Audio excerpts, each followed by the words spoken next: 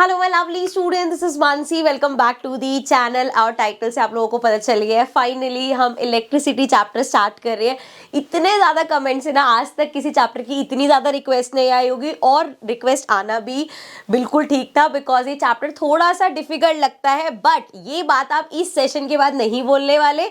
I will make sure कि एक एक बच्चे को ये चैप्टर इतना ईजी लगे और आप सोचो यार पता नहीं ये चैप्टर इतना डिफिकल्ट क्यों लगता था। So we are going to do this one shot. अभी मैं पूरा, जैसे हम लेंदी वीडियोस में करते थे, एक एक टॉपिक को एक एक वीडियो में लेते थे, वो नहीं कर रही। पूरा चैप्टर मैं कवर करने वाली हूँ इस एक वीडियो में, न्यूमेरिकल्स छोड़ के। न्यूमेरिकल्स करेंगे, विल टेक दैट लेटर। अभी के लिए हम पूरा चैप्टर कवर करेंगे। आप देख सकते हो वैसे भी मैं ऑन शॉट्स बना रही हूँ।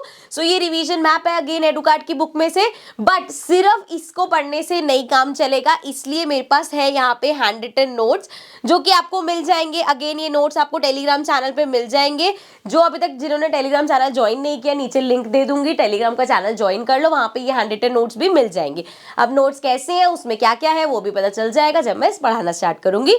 सो काफी इंट्रो हो गया, अब स्टार्ट करते हैं फाइनली आर इलेक्ट्रिसिटी चैप्टर। सो यहाँ पे इस रिवीजन मैप पे आएंगे हम, पहले टॉपिक्स पूरे समझ लेते हैं, फिर यहाँ पे आके रिवाइज करेंगे, वरना ऐसा लगेगा डिफिकल्ट सा लगेगा पढ़ने में। ठीक है, तो बेसिक से स्टार्ट करते हैं। इलेक्ट्रिसिटी, इलेक्ट्रिसिटी क्या होता है? कोई नई चीज नहीं है भाई। ऑब्वियसली आप लोगों को पता है, घर में लाइट्स वगैरह चलती हैं, जितनी ये हमारे इक्विपमेंट चलाते हैं, जितने यहाँ पे आपकी टीवी है, फ्रिज है, जितनी चीजें हैं, सब कब चलती है? जब इलेक्ट्रिसिटी होती है। इलेक्ट्रिसिटी, पावर डाउन होता है, पावर कट होता है, तो इलेक्ट्रिसिटी नहीं है, कुछ भी नहीं चलता। ठीक है, अब इन्वर्टर वगैरह मेरे को पता है, बट मेन आपको इलेक्ट्रिसिटी पता है। ठीक है, ये तो हो गई हमारी डे टू डे लाइफ में हमें इलेक्ट्रिसिटी पता है। बट अब जब हम फिजिक्स के टर्म में पढ़ेंगे तो इलेक्ट्रिसिटी क्या होता है। ठीक है, इसमें सबसे पहली चीज है आपके पास इलेक्ट्रिक चार्ज। जब भी हम बात करेंगे ना, तो हम इलेक्ट्रिसिटी को ऐसे बोलते हैं कि जब चार्जेस फ्लो करते हैं तब इलेक्ट्रिसिटी प्रोड्यूस होती है। ठीक है, सो ये चार्ज क्या है? चार्ज है,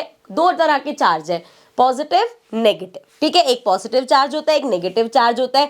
अब यहीं से केमिस्ट्री पे थोड़ा सा चले जाओ। पॉजिटिव होते हैं प्रोटॉन्स, नेगेटिव होते हैं इलेक्ट्रॉन्स। तो वो केमिस्ट्री पीछा नहीं छोड़ रही, यहाँ पे भी साथ चलेगी हमारे। सो हमारे होते हैं positive charges which are protons, and negative charges जो कि है हमारे इलेक्ट्रॉन्स। ठीक है, समझ आ गया? चार्ज जहां पे भी बात होगी, किसकी बात हो रही है? प्रोटॉन्स इलेक्ट्रॉन्स की। ठीक है, आगे चैप्टर में पता चलेगा सिर्फ इलेक्ट्रॉन्स की बात करते हैं, बट चलो वो बात की बात है। अब नेक्स्ट है हमारे पास इलेक्ट्रिक करंट। अब करंट क्या होता है? Again day to day life में कभी ऐसा होता है, अगर कोई गीले पैर है आपके, अपने चप्पल वगैरह नहीं पहन रखी, हाथ गीले वगैरह है, एकदम से किसी सॉकेट को टच किया और क्या होता है यहाँ पे? करंट लग जाता है, तो उसको बोलते हैं करंट। कैसे डिफाइन करेंगे हम? यहाँ पे कैसे डिफाइन करोगे इलेक्ट्रिसिटी चैप्टर में करंट को?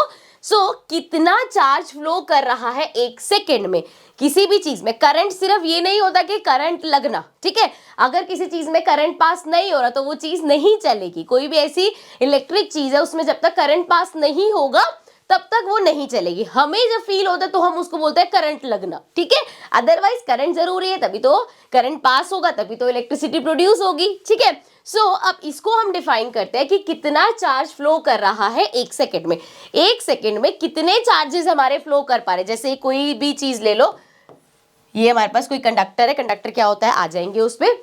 इसमें हमारे चार्जेस जो है वो फ्लो कर रहे हैं। ठीक है, अब आप कहोगे मैम इलेक्ट्रॉन इलेक्ट्रॉन क्यों लिख रहे हो, पता चल जाएगा आगे। ये जो चार्जेस हमारे फ्लो कर रही है, ये है हमारा इलेक्ट्रिक करंट। ठीक है, अब हमने यहाँ पे बोला कि एक सेकेंड में कितना हमारे चार्जेस फ्लो कर रहे हैं, तो यहां से हमें मिल जाएगा इलेक्ट्रिक करंट का फॉर्मूला। इलेक्ट्रिक करंट पहली बात तो लिखते हैं आई से डिनोट करते हैं। करंट को हम आई से डिनोट करते हैं। अब मैंने आपको बोला कि कितना चार्ज बह रहा है, कितना चार्ज फ्लो कर रहा है एक सेकेंड में। चार्ज को हम लिखते हैं Q से। हमारा करंट हो गया कितना चार्ज फ्लो कर रहा है एक सेकेंड में, और सेकेंड को हम, हमारा टाइम होता है, T होता है। ठीक है, S से डिनोट करते हैं। SI यूनिट हमारी क्या होती है? सेकेंड्स होती है, लेकिन लिखते कैसे हैं हम उसको? T से डिनोट करते हैं। ठीक है जी, अब जैसे ये करंट है, अभी यहाँ पे हमने SI यूनिट्स की बात करी ना, I हो गया, करंट के लिए यूज करते हैं, इसकी SI यूनिट होती है एम्पेयर। ठीक है, एम्पेयर होती है, जिसको शॉर्ट में लिखना है तो आप A लिख सकते हो। ठीक है, जब भी आप कहीं करंट बताओगे तो ऐसे ही बताने वाले हो कि 5 एम्पेयर का करंट पास हो रहा है, 10 एम्पेयर का करंट पास हो रहा है एंड सो ऑन। ठीक है, चार्ज की जब हम बात करते हैं तो चार्ज की एसआई यूनिट होती है कॉलम, जिसको हम शॉर्ट में सी लिखते हैं। यहाँ पे देख लो कॉलम होती है, इसको शॉर्ट में सी लिखते हैं। एंड टाइम की जब हम एसआई यूनिट की बात करते हैं तो वो सेकेंड्स में होते हैं, या शॉर्ट में हम उसको एस लिखते हैं। ठीक है, समझ में आ गया? चलो जी, तो ये हमारा पार्ट हो गया, चार्ज समझ आ गया, करंट समझ में आ गया। अब इसको थोड़ा सा ऊपर करते हुए चलते हैं। ये सब कवर हो गया है। नेक्स्ट हम बात करने वाले हैं अब जब हमें डिफाइन करना होता है 1 एम्पेयर को डिफाइन करो। जब भी ऐसे आपके पास कोई भी चीज होगी ना कि I equals to Q upon T, और ये हमेशा आएगा, इस चैप्टर में 2-3 बार आ जाएगा, तो कैसे डिफाइन करेंगे भाई? 1 एम्पेयर का करंट तब आएगा जब 1 कॉलम चार्ज 1 सेकेंड में ट्रांसफर हो जाएगा। मतलब 1 एम्पेयर इज इक्वल टू, जो भी हमने पढ़ा, चार्ज अपॉन क्या? टाइम। चार्ज क्या? 1 कॉलम चार्ज, और टाइम क्या? 1 सेकेंड। 1 एम्पेयर का करंट हम तब मानेंगे जब 1 कॉलम चार्ज 1 सेकेंड में फ्लो होगा। ठीक है, अब भैया यहाँ पे हम बोल रहे हैं 1 कॉलम चार्ज। 1 कॉलम चार्ज मतलब क्या समझ आया इससे? 1 कॉलम चार्ज का मतलब तो ये हुआ कि हमारे कितने जो चार्जेस है वो फ्लो करे। चार्जेस मतलब इलेक्ट्रॉन्स, मैंने पहले ही बताया प्रोटॉन्स नहीं, हम इलेक्ट्रॉन्स की बात करेंगे क्योंकि इलेक्ट्रॉन्स ही फ्लो करते हैं। ठीक है जी। अब कितने इलेक्ट्रॉन्स है उसके लिए देखो जरा, 1 कॉलम हमारा इक्वल होता है 6 into 10 raise to the power 18 electrons. समझ रहे हो? एक कॉलम में, एक कॉलम चार्ज में 6 into 10 raise to the power 18 electrons, इतने इलेक्ट्रॉन्स होते हैं। ठीक है जी। जब इतने नंबर ऑफ इलेक्ट्रॉन्स 1 सेकेंड में फ्लो कर लेंगे तो हम बोलेंगे कि 1 एम्पेयर का करंट प्रोड्यूस हुआ है। ठीक है, इतना समझ में आ गया? अब कभी कभी 1 एम्पेयर से भी छोटा वो होता है, करंट पास होता है, तो उसको कैसे डिनोट करते हैं? स्मॉल क्वांटिटी में कैसे लिखेंगे? 1 माइक्रो एम्पेयर या 1 मिली एम्पेयर। ठीक है, अगर आप MA लिख रहे हो, this is milliampere, and अगर आपको लिखना है माइक्रो एम्पेयर तो इस तरह से साइन बनाते हैं। जब हम 1 मिली एम्पेयर बोलते हैं तो that is 10 raise to the power -3 ampere, और जब हम माइक्रो मतलब उससे भी छोटा बोलते हैं तो वो 10 raise to the power -6 ampere है। इतना करंट है। ठीक है, तो मतलब करंट की है स्मॉल क्वांटिटी में, उसको 1 मिली एम्पेयर या 1 माइक्रो एम्पेयर बोलते हैं। ठीक है, क्लियर हो गया यहाँ तक? अभी तक हमने क्या पढ़ा? सबसे पहले हमने देखा चार्ज होता है, 2 तरह के चार्ज होते हैं, पॉजिटिव और नेगेटिव, जो कि हमारे प्रोटॉन और इलेक्ट्रॉन हो गए। ठीक है, साथ में मैंने आपको ये भी बता दिया कि जो चार्जेस फ्लो करते हैं वो सिर्फ इलेक्ट्रॉन्स होते हैं, प्रोटॉन्स अपनी जगह पे बैठे रहते हैं। ठीक है जी। उसके बाद हमने पढ़ा करंट क्या होता है। करंट हमने देखा 1 सेकेंड में या कुछ भी टाइम में कितना चार्ज पास हो रहा है, कितना चार्ज फ्लो कर रहा है गिवन टाइम में, वो हमारा करंट होता है। ठीक है, तो हमने बात करी कि 1 एम्पेयर का, ऐसा यूनिट साथ साथ पढ़िए, 1 एम्पेयर करंट जो है हमारा, वो जब 1 कॉलम चार्ज 1 सेकेंड में फ्लो करेगा तो उसको हम बोलेंगे 1 एम्पेयर करंट। ठीक है, आई होप समझ में आ रहा होगा। चलो आगे बढ़ जाते हैं। अगर इतना समझ आ गया तो अपने नेक्स्ट टॉपिक पे चलते हैं, जो कि है डायरेक्शन ऑफ करंट फ्लो। यहां पे जरा अब बात कर लेते हैं, थोड़ा सा टॉपिक्स को आगे आगे लेके चलते हैं। जी, अब करंट कैसे फ्लो करेगा? ठीक है, यहाँ जैसे मैं पढ़ाती हूँ ना, मैंने पूरा वैसे वैसे आप लोगों के लिए लिख दिया कि आपके पास भी नोट्स होंगे तो आपको समझ आ जाएगा, अच्छा ये मैम अपनी लैंग्वेज में ही नोट्स लिख रही हैं। करंट कैसे फ्लो करेगा? चार्ज की वजह से। अभी बताया मैम आपने, करंट कब फ्लो करेगा? जब चार्जेस फ्लो करेंगे। करंट कैसे फ्लो करेगा भाई? करंट फ्लो करेगा चार्ज की वजह से। अब चार्ज कौन से? प्रोटॉन्स। आप कहोगे मैम अभी तो आपने बोला कि इलेक्ट्रॉन्स फ्लो करेंगे, लेकिन दिक्कत ये है कि जब यहाँ पे चार्जेस, करंट और ये सब बातें हो रही थी ना, तब तक हमारे इलेक्ट्रॉन्स डिस्कवर ही नहीं हुए थे। तो साइंटिस्ट जो ये इस पे करंट और ये सब चीजों पे बातें कर रहे थे ना, उनको चार्ज के नाम पे सिर्फ और सिर्फ पॉजिटिव चार्जेस पता थे, जो कि होता है प्रोटॉन्स। तो अब भैया जब इलेक्ट्रॉन्स नाम की कोई चीज ही नहीं थी तो साइंटिस्ट ने कहा ये प्रोटॉन्स का जो फ्लो होगा ना, तब हमारा करंट प्रोड्यूस होता है। ठीक है, अब प्रोटॉन्स के साथ में हर चार्ज में देखो, पॉजिटिव चीज और नेगेटिव चीज, ये ध्यान रखना, ठीक है, लाइफ में भी काम आएगी ये। तो जो भी पॉजिटिव चीज है वो हमेशा नेगेटिव चीज के पास भागती है, और जो भी नेगेटिव चीज है वो हमेशा पॉजिटिव चीज के पास भागता है। इसका एग्जाम्पल हो सकता है, आप लोगों का नाम नहीं लूंगी मैं, इसका एग्जाम्पल हो सकता है मैग्नेट। अगर आप देखोगे मैग्नेट की जो सेम एंड होते हैं, अगर दोनों प्लस प्लस है, उनको पास लेके आओगे तो वो दूर दूर जाएगा, रिपेल करेंगे एक दूसरे को। और वहीं एक मैग्नेट उल्टी कर दो, जैसे ऑपोजिट एंड है टक करके वो चिपक जाएगी। So opposite attracts and like वाले जो होते हैं वो क्या करते हैं, रिपेल करते हैं एक दूसरे को, ठीक है। तो ये हमेशा ध्यान रखना है, पॉजिटिव चीज हमेशा नेगेटिव के पास भागेगी और नेगेटिव चीज हमेशा पॉजिटिव के पास भागेगी, ठीक है जी। अब जरा अभी देखो, हमने सर्किट तो नहीं समझा, लेकिन हमने ये समझा हुआ है कि इस तरीके का, अब मैंने यहाँ पे सेल उल्टा लगा दिया, चलो ऐसे ही समझ लो यार, पॉजिटिव ना यहाँ पे उल्टा है, तो यहाँ वाला ये जो मैं बना रही हूँ ना वो समझना, ये वाला मत समझना। ये हमारा पॉजिटिव एंड हो गया और ये नेगेटिव एंड हो गया, ठीक है, प्लस माइनस, ये बना हमारा सर्किट। इस तरीके से यहाँ पे हम एक बल्ब लगा देते हैं और ये आ गया वापस। ओके, सो ये हमने यहाँ पे एक बैटरी लगा दी। अब बैटरी का एक पॉजिटिव एंड है, एक नेगेटिव एंड है, ठीक है। तो करंट फ्लो कैसे हो रहा है, सिंपल, पॉजिटिव से, क्योंकि तब तो प्रोटॉन्स ही पता थे, तो यहाँ एंड से, पॉजिटिव एंड से ऐसे ऐसे फ्लो कर रहा है, ठीक है। अब यहाँ पे उल्टा, जैसे ये यहाँ पे पॉजिटिव है, चलो कंफ्यूज मत हो ना, दोनों में से कैसे भी समझ लो, पॉजिटिव से नेगेटिव की तरफ जा रहा है, पॉजिटिव से नेगेटिव की तरफ जा रहा है, पॉजिटिव से नेगेटिव की तरफ जा रहा है, वो हो गया हमारा फ्लो ऑफ करंट। तो साइंटिस्ट ने बोला चलो यहाँ तक हो गया, बढ़िया हो गया। तो हमारा पॉजिटिव से नेगेटिव की तरफ करंट हमेशा फ्लो करेगा, किसी भी सर्किट में हमेशा करंट पॉजिटिव से नेगेटिव फ्लो करेगा, ठीक है, सॉर्टेड।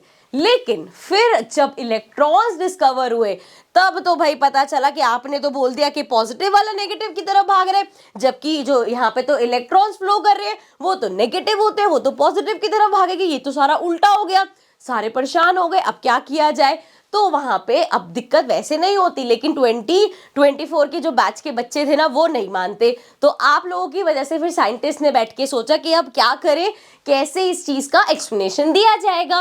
फिर एक समझदार बंदे ने बोला कि देखो, इतनी टेंशन लेने की तुम्हें जरूरत है नहीं, यहाँ पे जो हमारा चार्ज होता है ना उसकी डायरेक्शन मैटर नहीं करती, तो आप पॉजिटिव से नेगेटिव बोलो या नेगेटिव से पॉजिटिव बोलो, चल जाएगा, कुछ फर्क नहीं पड़ता। लेकिन वही बात है, बच्चों को तो समझाना था ना, तो उन्होंने बोला कि चलो बच्चों को ये बता दो कि अब भैया हमारे इलेक्ट्रॉन्स डिस्कवर होने के बाद पता चला कि भैया इलेक्ट्रॉन्स तो नेगेटिव है, तो वो नेगेटिव से पॉजिटिव की तरफ भागेंगे। मतलब अगर ये पार्ट नेगेटिव है तो इलेक्ट्रॉन्स यहाँ से जाएंगे इधर, सो इस तरह से फ्लो करेंगे नेगेटिव से पॉजिटिव की तरफ। So this is flow of electrons which is from negative to positive. अब क्या कर दिया इन्होंने, समझदारी देखो क्या करी कि ये जो हमारा फ्लो, अच्छा चेंज कुछ नहीं हुआ अभी भी, जब भी आपको लिखना होगा फ्लो ऑफ करंट क्या होता है, positive to negative, flow of electrons क्या होता है, नेगेटिव टू पॉजिटिव, ये अभी भी सेम रहेगा।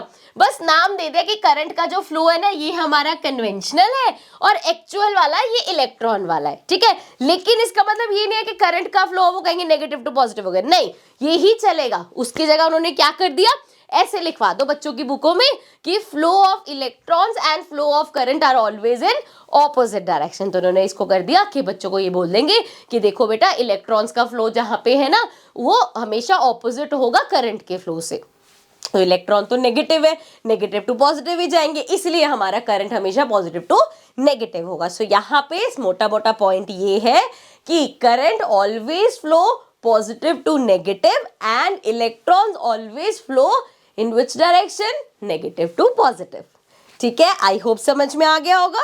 चलो इसको ऊपर कर लेते हैं। अब यहाँ पे अमीटर, अमीटर क्या होता है, अमीटर सिंपल सा एक इंस्ट्रूमेंट होता है जिससे हम सर्किट में कितना करंट है ये मेजर करते हैं। एक इंस्ट्रूमेंट है जिससे करंट मेजर किया जाता है, वो हो गया हमारा अमीटर। एंड उसके बाद है it is connected in series. तो कनेक्शन दो तरीके से होते हैं, सीरीज से और पैरेलल में। अभी हम इसमें नहीं जाएंगे, आगे जब पढ़ेंगे अभी हम कनेक्शंस वगैरह तब जाएंगे इस पे, ठीक है। अभी के लिए क्या याद रखना है, अमीटर एक ऐसा इंस्ट्रूमेंट है जो कि हमारा क्या करता है, करंट मेजर करता है और हमेशा सीरीज में लगता है। डन, समझ में आया। अब नेक्स्ट टॉपिक स्टार्ट करने से पहले देखते हैं जो हम पढ़ के आए हैं यहाँ पे समझते हैं कि अब क्लियर हो जाएगा भाई कितने बच्चों ने ध्यान से पढ़ा और कितने बच्चों ने नहीं पढ़ा। चलो इसको इधर ले आते हैं, तो फटाफट से करते हैं रिवाइज। आ जाओ, सबसे पहले हमने पढ़ा भाई electric current, express by the amount of charge flowing through a particular area in unit time. गलत बोल रहे हैं कुछ? नहीं भाई, सही बोल रहे हैं। चार्ज, अरे अरे इतना डार्क कैसे हो गया ये, अब याद दिला देना उस पेज पे जाके। ये हो गया जी Q/T, यही पढ़ के आए हैं, कुछ नया नहीं बताया। उन्होंने बोला करंट हमारा होता है जितना चार्ज फ्लो होगा यूनिट टाइम में, यही हम पढ़ के आए। So current flowing is given by I equals to Q/T। Same लिखा है, वही सिंपली भी लिख दिया। अब क्या क्या कैरेक्टरिस्टिक्स है? Flows through conductor, does not flow through insulator. So conductor क्या होता है? कंडक्टर ऐसे अप्लायंसेस, ऐसी चीजें होती है, वो होती है जो इलेक्ट्रिसिटी को फ्लो होने देती हैं, जैसे कि आयरन हो गया, कॉपर हो गया, सारी वायर्स कॉपर की होती है। ये सब चीजें क्या है? हमारी कंडक्टर्स है, क्योंकि ये इजीली इलेक्ट्रिसिटी को फ्लो होने देती है। अब इसी का ही उल्टा आता है इंसुलेटर। तो इंसुलेटर का काम क्या होता है? वो इलेक्ट्रिसिटी को फ्लो नहीं होने देते। कभी आपने देखा होगा कोई बाई चांस से तार पकड़ के करंट लग रहा है उसको, तो क्या किया जाएगा? उसको टच करोगे तो आपको भी करंट लग जाएगा। हमेशा लकड़ी का डंडा या लकड़ी की चीज ढूंढते हैं, क्यों? बिकॉज जो हमारा वुड है वो एक इंसुलेटर है, ठीक है, वो इलेक्ट्रिसिटी को पास थ्रू नहीं होने देता, ठीक है। सो इसी तरीके से और क्या हो सकते हैं इंसुलेटर्स? हमारे स्टील हो गया, प्लास्टिक हो गया, रबर हो गया, ये सब हमारे इंसुलेटर्स हो गए, ठीक है। बुक में आपको डेप्थ में ये सब तो क्वेश्चन आंसर्स में मिल ही जाएंगी चीजें। सो कंडक्टर जो इलेक्ट्रिसिटी को फ्लो होने देते हैं और इंसुलेटर जो इलेक्ट्रिसिटी को फ्लो नहीं होने देते। देन सिंबल की बात कर लो तो करंट का सिंबल होता है I और rate of flow of charge होता है ये, ठीक है, एंड Q/T। एक ही चीज बार बार आ रही है ना, कुछ नया नहीं है, ठीक है, कंफ्यूज नहीं होना। SI यूनिट क्या होती है? हम पढ़ के आए हैं, करंट की SI यूनिट होती है एम्पेयर, ठीक है, एंड Q की, चार्ज की होती है कॉलम, एंड टाइम की होती है सेकेंड, ठीक है। So 1 ampere equals to 1 coulomb upon में 1 सेकेंड, ठीक है जी, ये भी हो गया। Measured by ammeter connected in series, अभी पढ़ के आए हैं कि करंट को कैसे मेजर करते हैं हम? एमीटर की हेल्प से। एंड हमने ये भी पढ़ा कि 1 कॉलम में, मतलब एक कॉलम चार्ज की जब हम बात करते हैं तो उसमें 6 × 10⁻18 इलेक्ट्रॉन्स होते हैं, ठीक है। एक कॉलम चार्ज में 6 × 10⁻18 इलेक्ट्रॉन्स होते हैं। अब ये बताओ कि एक इलेक्ट्रॉन में कितना कॉलम चार्ज होता है? अगर एक कॉलम चार्ज में इतने सारे इलेक्ट्रॉन्स होते हैं तो एक इलेक्ट्रॉन अगर पकड़ ले तो उसमें कितना चार्ज होगा? ये आपका होमवर्क है, ये आप मेरे को कमेंट सेक्शन में बताओगे कि कितने होते हैं, कितना मतलब एक इलेक्ट्रॉन में कितना कॉलम चार्ज है, ठीक है, डन। चलो आगे बढ़ जाते हैं, ये पढ़ लिया हमने। नेक्स्ट है डायरेक्शन ऑफ करंट फ्लो, ये भी पढ़ के आए हैं ना हम।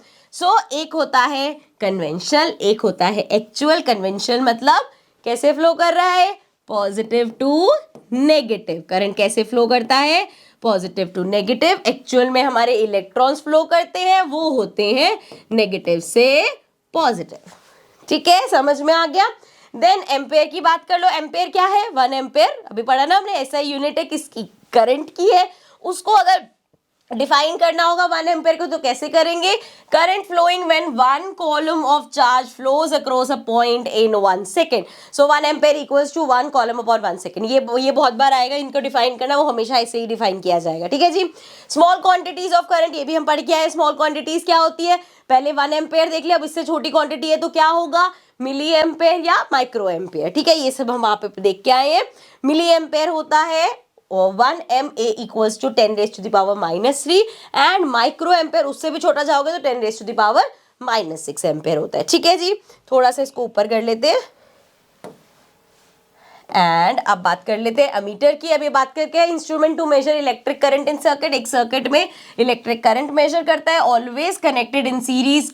सीरीज बार बार आता रहेगा, नहीं भूलूंगी मैं, याद से आपको बता दूंगी सीरीज में क्या होता है कनेक्ट करना और पैरेलल में क्या होता है कनेक्ट करना, ठीक है जी। And current is to be measure through it, current measure किया जाता है इससे, ठीक है। अगर मैं इसको अब जूम आउट कर दूं, इस चैप्टर का भी इतना जो पार्ट है ये हम पढ़ के आ चुके हैं। जी ये पार्ट हो गया, चलो हटो। अब आते हैं अपने अगले टॉपिक पे, that is our potential difference. और कलर चेंज भी कर लेते हैं, और मैंने कहा था याद दिला देना, बड़ा करना है इसको। हाँ परफेक्ट, चलो जी ठीक है, यहाँ तक समझ आ गया। इलेक्ट्रिक सर्किट कह रही हूँ मैं, इलेक्ट्रिक करंट अच्छे से क्लियर हो गया। अब नेक्स्ट चीज है हमारी पोटेंशियल डिफरेंस। यहां तक तो बच्चे हर चीज कर लेते हैं, पोटेंशियल डिफरेंस पे आते ही डर जाते हैं कि जैसे पता नहीं क्या हो गया। सो पोटेंशियल डिफरेंस को हम बहुत इजी वे में पढ़ने वाले हैं। अब एक सिंपल सी चीज बताओ यार, कि कोई भी चीज है, आपका कंडक्टर, जैसे हमने बोला कंडक्टर जो है इलेक्ट्रिसिटी फ्लो होने देता है। सो अगर ये हमारा, अच्छा यहाँ बना रखा है क्या, चलो ये हमारा कंडक्टर है एंड इसके अंदर काफी सारे इलेक्ट्रॉन्स है। अब ये आराम से बैठा हुआ है, क्या यहाँ पे इसके अंदर से कोई करंट पास हो रहा है? कुछ भी नहीं हो रहा। इलेक्ट्रॉन्स ऐसे थोड़ी वेले इधर उधर घूमते रहेंगे, मतलब एक डायरेक्ट ऐसे तो घूम रहे होंगे, एक डायरेक्शन में तो नहीं घूम रहे होंगे। सो अब क्या किया जाता है? अब यहाँ पे देखो मैंने कैसे लिखा है, जरा देख लो। वाई, वेन, हाउ, इलेक्ट्रॉन्स का जो फ्लो है वो कैसे किया जाएगा, क्यों होगा और कब होगा। देख रहे हो, काफी फिल्मी तरीके से लिखा हुआ है कि इलेक्ट्रॉन्स फ्लो कब करेंगे, कैसे करेंगे और क्यों करेंगे। अब देखो यहाँ पे मैंने बोला कि कोई फ्लो नहीं हो रहा, कोई मूवमेंट नहीं हो रहा। They will start to flow due to pressure. अब वो कब फ्लो करेंगे? जब जहां वो है वहां से प्रेशर चेंज हो जाएगा। जैसे अगर वो हाई प्रेशर पे है तो जैसे ही लो प्रेशर होगा, तो मतलब high pressure to low pressure या low pressure to high pressure, pressure change होगा, उन पे प्रेशर पड़ेगा, तब जाके वो क्या होगा, उनका फ्लो एक डायरेक्शन में स्टार्ट होगा और करंट पास होना स्टार्ट होगा। अब एक सर्किट में ये चीज कैसे होती है? एक सर्किट आपने पूरा बना दिया, जैसे आप कैसे बनाते हैं हम सर्किट, यहाँ पे ऐसे करके एक बैटरी लगाते हैं, यहाँ से वायर लगाए, ये हमने बल्ब खराब बन गया मेरा, ये हमने वायर बनाया, ये बल्ब कनेक्ट कर दिया, देन यहाँ पे चलो स्विच भी लगा दिया और यहाँ पे वापस आ गए। अब जी यहाँ पे करंट पास कैसे होगा? करंट पास तब होता है जब ये सर्किट कंप्लीट होता है। किसकी वजह से? ये जो यहाँ पे सेल लगा हुआ है या हमारी बैटरी लगी हुई है, इसकी वजह से ही तो करंट पास हो रहा है ना, यही पास कर रहा है ना करंट को। सो नाउ ये प्रेशर का डिफरेंस, ये जो हाई से लो या लो से हाई, ये प्रेशर का डिफरेंस जो क्रिएट करता है उसे पोटेंशियल डिफरेंस कहते हैं। ठीक है जी, पोटेंशियल डिफरेंस, जिसने प्रेशर का डिफरेंस किया वो हो गया पोटेंशियल डिफरेंस। और सर्किट के केस में कौन है? सेल या बैटरी, है ना। तो कौन करता है ये? सेल या बैटरी करते हैं, अभी पढ़ के आए हम। अब अगर मैं इसको डिफाइन करूं, तो समझ तो आ गया ना क्या हुआ, कि भाई आराम से इलेक्ट्रॉन्स बैठे हुए थे, अपना इधर उधर घूम रहे होंगे, एक डायरेक्शन में जब वो फ्लो करते हैं तब करंट प्रोड्यूस होता है। वो करंट प्रोड्यूस करने के लिए उसमें सर्किट में हम सेल या बैटरी लगाते हैं, तो वो सेल या बैटरी हमारा पोटेंशियल डिफरेंस क्रिएट कर रहा है। ठीक है जी। अगर हमें इसको डिफाइन करना है तो इसको कैसे डिफाइन करेंगे? भाई सिंपल सी बात है, चलो पहले डेफिनेशन पढ़ लो या समझा दूं? समझा देती हूँ कि ये हमने यहाँ पे जो बैटरी लगाई है, अब यहाँ से अगर इसको ये बल्ब जलाना है और उसको करंट पास करना है, बेसिकली इस बल्ब के अंदर के जो इलेक्ट्रॉन्स है उसको एक डायरेक्शन में अगर इसको फ्लो करना है, तो ये सब करने के लिए उसको कुछ मेहनत करनी पड़ रही है। There is some work done. और ये वर्क डन किस लिए हो रहा है? इन इलेक्ट्रॉन्स को फ्लो कराने में, मतलब चार्ज को फ्लो कराने के लिए जो काम किया जा रहा है। फिर से बताती हूँ, एक कंडक्टर में चार्जेस को फ्लो कराने के लिए जो मेहनत हो रही है, जो वर्क डन हो रहा है, वो हमारा पोटेंशियल डिफरेंस होता है। क्लियर? कौन करता है? सेल और भी। कंफ्यूज नहीं होना कि अभी तो आपने कहा सेल और बैटरी होते हैं। सेल और बैटरी वो काम कर रहे हैं, लेकिन क्या काम कर रहे हैं? क्या काम हो रहा है? चार्ज को फ्लो कराना। ठीक है जी। अब पढ़ते हैं डेफिनेशन, अब ज्यादा समझ आएगी। इलेक्ट्रिक प्रेशर डिफरेंस या पोटेंशियल डिफरेंस को हम डिफाइन करेंगे, work done to move a unit charge from one place to another. एक यूनिट चार्ज को यहां से यहां तक, एक प्लेस से दूसरे प्लेस तक मूव कराना, ये होता है हमारा पोटेंशियल डिफरेंस। तो जो वर्क डन किया जाता है to move a unit charge from one place to another. ठीक है जी। वन कॉलम चार्ज को ट्रांसफर करने के लिए जो वर्क डन हुआ है, सेम मैंने बोला हिंदी में भी लिख दिया मैंने। ठीक है जी। जी अगर पोटेंशियल डिफरेंस को डिफाइन करना है, वर्क डन अपॉन में चार्ज, कुछ गलत तो नहीं है ना इसमें? अभी मैंने समझाया ना कि कितना वर्क डन किया जा रहा है इस चार्ज को मूव करने में, तो बोल दिया जी पोटेंशियल डिफरेंस हो गया वर्क डन अपॉन में चार्ज।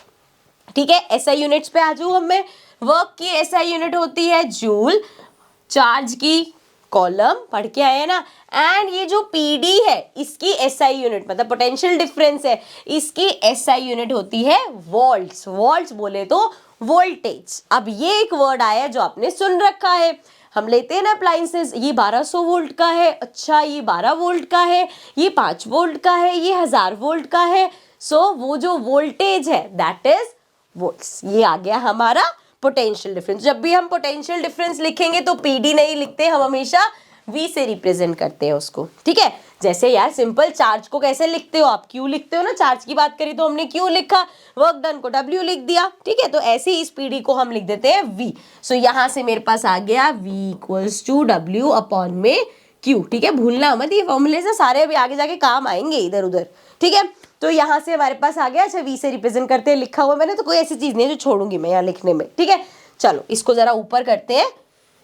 और अब जरा जैसे मैंने बोला था वहां पे, उसने कहा था ना यार इसकी क्वालिटी क्यों खराब है, चलो देख लेते हैं अभी। जैसे मैंने आपको वहां पे बोला था ना कि हर चीज को 1 एम्पेयर को डिफाइन किया, उसी तरीके से अगर आपको 1 वोल्ट को डिफाइन करना है तो जी कैसे करोगे। सो 1 volt is the potential difference, पता है ना पोटेंशियल डिफरेंस अब तो, बिटवीन 2 पॉइंट्स, 2 पॉइंट्स के बीच का potential difference when 1 joule of work, 1 joule of work is done to move a charge of 1 column from one point to another. So 1 volt को हम define करेंगे जब 1 joule वर्क करा गया है 1 कॉलम चार्ज को हिलाने में, एक प्लेस से दूसरे प्लेस ले जाने में, ठीक है जी। चलो अब इसको थोड़ा सा जूम इन करना पड़ेगा क्योंकि दूसरी वाली पिक मेरी बेचारी पिक्सलेट कर रही थी, ठीक है। आई होप क्लियर हो रहा होगा। मैं बता देती हूँ, छोटा सा टॉपिक पढ़ना है यहाँ तो हमें, that is volt meter. So volt metre क्या होता है, जैसे हमने अमीटर पढ़ा था, एमीटर पढ़ा था, अमीटर बोल लो, एम मीटर बोल दो। एम मीटर क्या करता है, हमारा करंट को मेजर करता है कि एक सर्किट में सीरीज में उसको लगाते हैं और वो हमारा बताता है कि कितना करंट है उस सर्किट में। अब ये होता है वोल्ट मीटर, ये हमारा पोटेंशियल डिफरेंस बताता है, मतलब वोल्टेज कितनी है सर्किट में ये बताता है। कौन बताता है, वोल्ट मीटर। नाम से ही पता चल रहा है कि वोल्टेज बताएगा, वोल्ट बताएगा, ठीक है। So volt meter and it is connected in parallel. Ammeter हमारा सीरीज में लगता है, ये पैरेलल में होता है। सर्किट समझाने के बाद सबसे पहले यही बताऊंगी, ठीक है। चलो अब जरा जो पढ़ा है वहां जाके रिवाइज कर लेते हैं। ये हो गया हमारा, अरे आगे क्यों चली गई मैं, ये रहा। अच्छा अब यहाँ पे टॉपिक ढूंढ लो, ये सर्किट वाला टॉपिक अभी नहीं है, अभी हम जो पढ़ के आए हैं वो है ये वाला टॉपिक, मतलब हमारा इलेक्ट्रिक पोटेंशियल, ठीक है। इसको पेन सेट कर लेते हैं, ठीक है। चल अच्छा ये सीरी हेल्प कर रही है, इसको बंद कर देते हैं। हाँ जी, सो अभी जो पढ़ के आए यहाँ पे देख लो कितना जरा सा दे रखा है और हमने कितना सारा पढ़ा, इसलिए मैंने सिर्फ इसमें से नहीं पढ़ा है ताकि आपको चैप्टर क्लियर हो जाए और आपकी कोई कंप्लेंट ना रहे। सो इलेक्ट्रिक पोटेंशियल या electric difference, sorry, potential difference. So electric potential at a point is the work done in moving a unit positive charge from infinity to that point. So again वही चीज है जो हम पढ़ के आए हैं, वर्क डन किया जाएगा चार्ज को मूव करने के लिए, ठीक है जी। So electrons move when there is a difference of electric pressure. पढ़ के आए थे हम, कैसे शुरू किया था हमने कि इलेक्ट्रॉन्स आराम से बैठे हुए हैं, कब मूव करेंगे, जब इलेक्ट्रिक प्रेशर का डिफरेंस होगा, प्रेशर का डिफरेंस होगा तब जाके वो फ्लो करेंगे एक डायरेक्शन में। सो जी हमने बोल दिया पोटेंशियल डिफरेंस हमारा हो गया वर्क डन अपॉन में चार्ज, वर्क डन अपॉन में चार्ज हो गया, वी हो गया इसका एसआई यूनिट वोल्ट होता है तो इसको रिप्रेजेंट करते हैं वी से, इक्वल्स टू हो गया डब्ल्यू अपॉन क्यू, डब्ल्यू का होता है जूल्स एंड क्यू का होता है कॉलम। डब्ल्यू का मतलब वर्क का एसआई यूनिट जूल होता है एंड क्यू मतलब चार्ज का एसआई यूनिट हमारा कॉलन होता है। सो पीडी, अच्छा मैंने कितना छोटा करके लिखा हुआ है यार, इस पे आपको तो पढ़ा ही नहीं जा रहा होगा अब, ठीक है।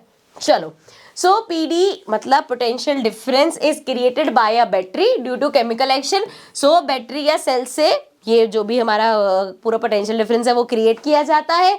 It is measured by volt meter, volt meter इसको मेजर करता है एंड वोल्ट मीटर हमेशा पैरेलल लगता है, ठीक है। अभी आ जाऊंगी मैं कि ये पैरेलल और ये बार बार सीरीज और पैरेलल क्या चीज है, ठीक है। उससे पहले कर लेते हैं अपना एक छोटा सा मजेदार सा टॉपिक विच इज सर्किट। इतनी बार देख के आपको सर्किट बनाना आ गया होगा।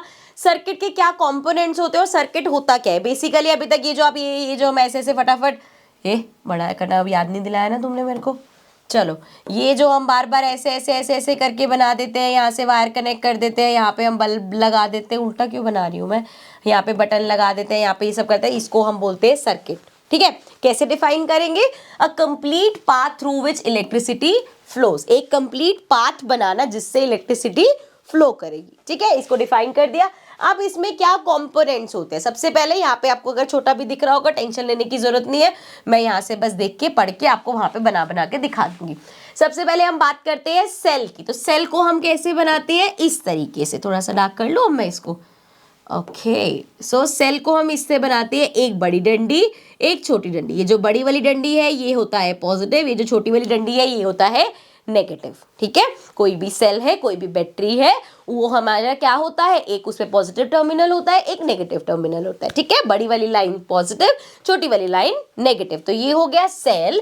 सेल के बाद अगर हम इसी के ही पार्ट्स बना दे, जैसे ऐसे ऐसे ऐसे ऐसे ऐसे ऐसे ऐसे, सो हम ये क्या कर रहे हैं, हम ये बैटरी बना रहे हैं। सो ये पॉजिटिव नेगेटिव, हमेशा बैटरी ऐसे बनती है, पहले पॉजिटिव फिर नेगेटिव। ठीक है, इसलिए मैं वो भी स्टार्टिंग में उल्टा कर रही थी ना, जो इसलिए करती, बट चलो आप समझ गए होगे। यहाँ पे एक, यहाँ पे पॉजिटिव एंड इधर रहेगा, नेगेटिव एंड इधर रहेगा। ठीक है जी, नेक्स्ट क्या होता है, वायर। अब वायर बनाते हैं, कैसे बनाते हैं, साथ साथ बनाते हुए चल जाऊं। इसको हटा देते हैं, इसको भी हटा देते हैं। अब वायर कैसे बनाते हैं, सिंपल सर्किट में चलते हैं ना, यहाँ से वायर लगाए, ये वायर जा रही है, यहाँ से वायर लगाए, ये वायर जा रही है, इस तरीके से ही करते हैं ना। सो वायर हो गया। बल्ब कैसे बनाते हैं, कितनी बार बनाया है, ऐसे करा, ऐसे करके बल्ब बना दिया। ठीक है जी, उसके बाद बैटरी हो गया। रेसिस्टेंस, अभी एक चीज पढ़ेंगे जो कि होती है रेसिस्टेंस, वो भी ऐसे ऐसे ऐसे ऐसे करके लग जाती है। ठीक है, सो ये रेसिस्टेंस का सिंबल हो गया, बना के अलग से भी दिखा देती हूँ। इस तरीके से हम रेसिस्टेंस बनाते हैं। देन एमीटर, एमीटर बार बार बोल रहे हैं, क्या होता है, इस तरीके से हमारा एमीटर होता है, प्लस माइनस। इसी तरीके से वोल्ट मीटर भी होता है, सेम इसी तरीके से वोल्ट मीटर भी होता है, प्लस माइनस। बस क्या फर्क है, ये लगता है सीरीज में और ये लगता है पैरेलल। अब जरा टाइम आ गया है कि ये पैरेलल और सीरीज वाला जो मैं बार बार बोल रही हूँ वो क्लियर कर दूं। सीरीज का मतलब होता है ये आपका सर्किट ना थोड़ा सा बड़ा करते हुए चलते हैं, तो ये आपका सर्किट है, इसमें अगर आप एमीटर लगा रहे हो, आप सिंपली इस तरीके से एमीटर लगा दोगे। ठीक है, मतलब यहाँ पे समझ लो ये सर्किट मेरा कंप्लीट हो गया, तो ये मैंने इस तरीके से एमीटर लगा दिया। ये होता है सीरीज में लगाना। इसी चीज को अगर मैं मान लो ये यहाँ पे ऊपर वाला पार्ट फिर से बना रही हूं मैं, ठीक है, अगर मुझे यहाँ पे वोल्ट मीटर लगाना है तो वो कैसे लगेगा, यूं करके, ऐसे करके, ऐसे। क्या करा यहाँ पे, यहाँ सीरीज में नहीं लगा जबकि पैरेलल लगा। सो ये होता है इस तरीके से होता है पैरेलल लगाना। उसी लाइन में अगर आगे लगा दिया तो होता है सीरीज में लगाना। ठीक है, अब समझ में आ गया। चलो, वोल्ट मीटर हो गया, वो एमीटर हो गया। अब बात करते हैं स्विच की। तो पहले जब था ना बड़ा सर्किट में आसानी से हम स्विच बना देते इस तरीके से, एक ऐसे बनाया, इसको ऐसे कर दिया, तो यहां से पता चल गया कि ये ओपन स्विच है। ठीक है, ओपन स्विच मतलब अगर सर्किट में, इरेजर देना जरा, यहां पे एक इस तरीके से स्विच लगा हुआ है, तो यहाँ पे हमें पता चल जाएगा क्लियर कि ये स्विच ओपन है, मतलब सर्किट कंप्लीट नहीं हो रहा। ओपन स्विच में इलेक्ट्रिसिटी फ्लो नहीं करेगी क्योंकि सर्किट ब्रेक हो रहा है, यहाँ से ब्रेक हो रहा है। इसी को अगर हमने पकड़ के ऐसे कर दिया, यहाँ से ऐसे लिया और क्लोज कर दिया, सो यहाँ से ये एक, इसका जो ओपन था इसको क्लोज कर दिया, तो ये हो गया हमारा क्लोज सर्किट। और जैसे ही सर्किट क्लोज हुआ, वायरिंग पूरी कंप्लीट हो गई। अब हमारी जो इलेक्ट्रिसिटी है वो फ्लो करेगी। ठीक है, सो ओपन सर्किट जो होता है जिसमें कनेक्शन बीच में से हट रहे हैं, वो हमारा इलेक्ट्रिसिटी फ्लो नहीं करने देगा, और जो क्लोज सर्किट होता है वो हमारा इलेक्ट्रिसिटी फ्लो करने देगा। As simple as, electricity flow कब नहीं होगी, जब स्विच हमारा ऑफ होगा। इलेक्ट्रिसिटी फ्लो कब होगी, जब स्विच हमारा ऑन होगा। ऑन के लिए हम बीच में डॉट लगा देते हैं, तो ये सिंबल हो गया स्विच ऑन का। यहाँ पे अगर मुझे लगाना है स्विच, सो अगर ये इस तरीके से सर्किट बना हुआ है तो मतलब सर्किट अभी ऑफ है, इलेक्ट्रिसिटी फ्लो नहीं होगी। यहीं पे अगर बीच में डॉट लग गया तो सर्किट ऑन हो गया, इलेक्ट्रिसिटी फ्लो होगी। ठीक है, ये यहाँ पे लिखा हो तो छोटा छोटा था इसलिए मैंने जूम नहीं किया, यहाँ पे समझा दिया।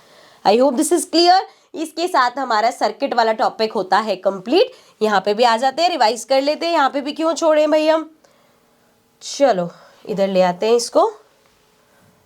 अब भैया ये देखो वन शॉट तो लंबा होगा ही, क्योंकि भाई इलेक्ट्रिसिटी इतना लंबा चैप्टर है। अभी तो समझ लो जितना हुआ है उतना हमारा अभी रहता भी है, ठीक है।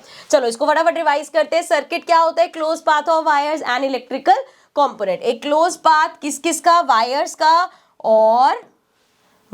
का और किसका, इलेक्ट्रिकल कंपोनेंट्स का। और जूम कर दूं थोड़ा सा, ठीक है। So it allows a current through it, current को पास करने का अलाउ करता है एक circuit. On the application of potential difference between 2 points, और कब होता है, जब हम 2 पॉइंट की पोटेंशियल, 2 पॉइंट से पोटेंशियल डिफरेंस को वहां पे कनेक्ट कर, जैसे एक बैटरी से नेगेटिव पॉजिटिव कनेक्ट करके पूरा कनेक्शन बनाया, सो पोटेंशियल डिफरेंस को बनने दिया तो वो करंट को पास होने देता है। सो नेक्स्ट है पाथ ऑफ सर्किट। सर्किट के पाथ की बात कर लेते हैं। कॉन्टिन्यूस पाथ ऑफ सर्किट होता है। एक क्लोज सर्किट कब होगा, ये क्लोज सर्किट है क्योंकि यहाँ का जो स्विच है वो ऑन है, बीच में डॉट है ना, मतलब स्विच ऑन है। सो यहाँ पे क्या होगा, कॉन्टिन्यूस पाथ का ऑफ करंट, करंट आराम से फ्लो कर पाएगा। इधर की बात करें तो ये ओपन सर्किट है क्योंकि यहाँ पे ऑफ हो रखा है स्विच हमारा।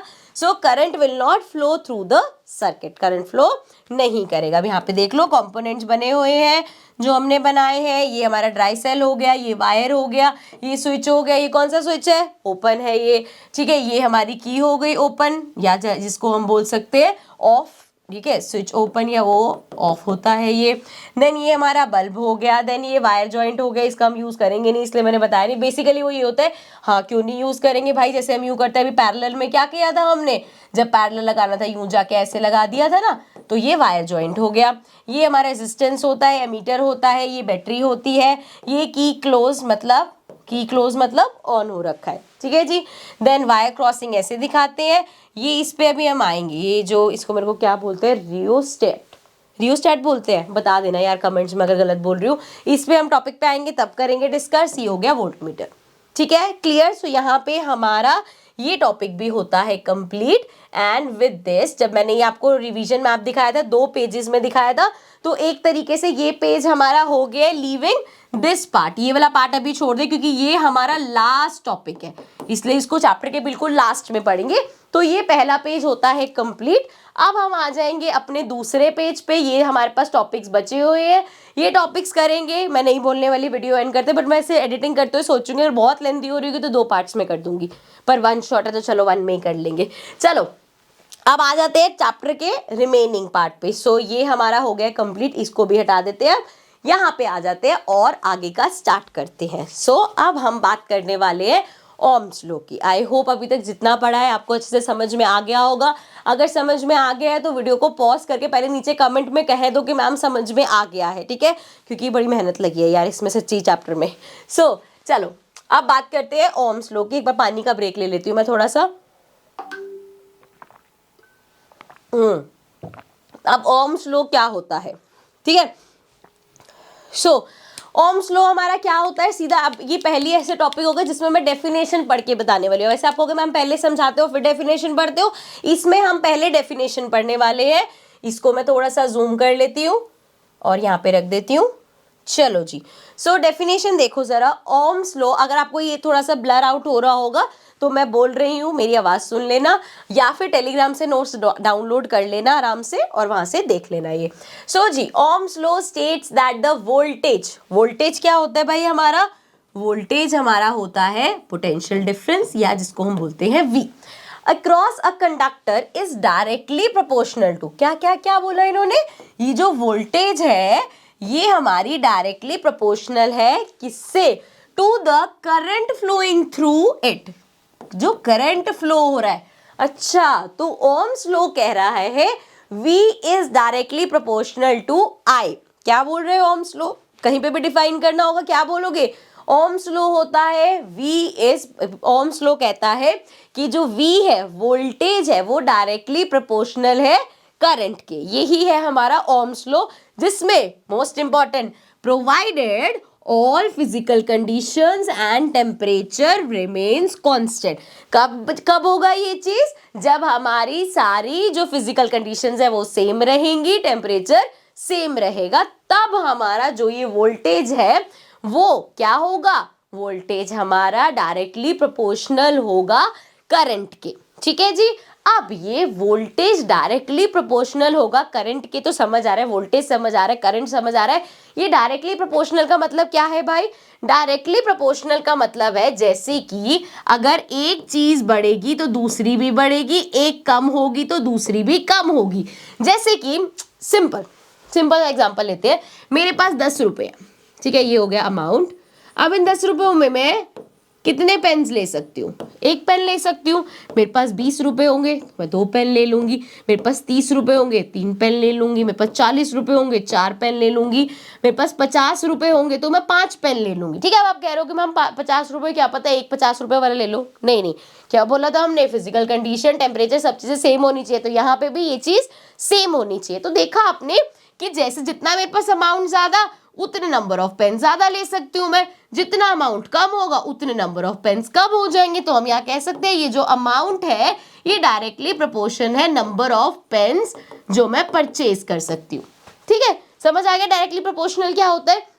अब इस केस में वापस आ जाते हैं, वोल्टेज और करंट की बात करें। अब एक सिंपल सी बात बताओ यार, एक छोटा सा आपने अगर सेल लगाया, एक छोटे से सेल में अगर चलो मान लो उसमें करंट भी आ गया, कितनी जोर से करंट लग जाएगा? नहीं लगेगा ना ज्यादा जोर से।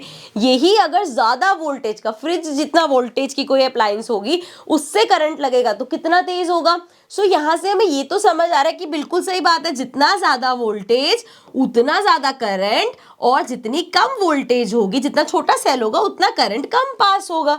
कोई इतना यार रॉकेट साइंस तो नहीं था, सिंपल से ही बात थी ये तो। जैसे 3 वोल्ट का आप वोल्टेज दे रहे हो, 6 वोल्ट की दे रहे हो, 9 वोल्ट की दे रहे हो, 12 वोल्ट की दे रहे हो, जितना बढ़ाते जाओगे करंट उतना ही बढ़ता जाएगा, ठीक है ना।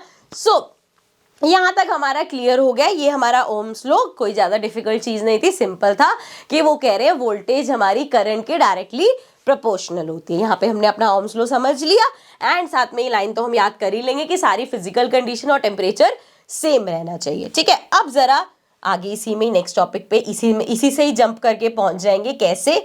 ये देखो जरा, ज्यादा जूम तो नहीं हो गया? चलो कोई बात नहीं, लिखूंगी मैं अगर ये नहीं भी पढ़ा जा रहा होगा तो। सो हमने देखा पोटेंशियल डिफरेंस हमारा डायरेक्टली प्रोपोर्शनल है करंट के, या सिंपल वी हमारा डायरेक्टली प्रोपोर्शनल है करंट के।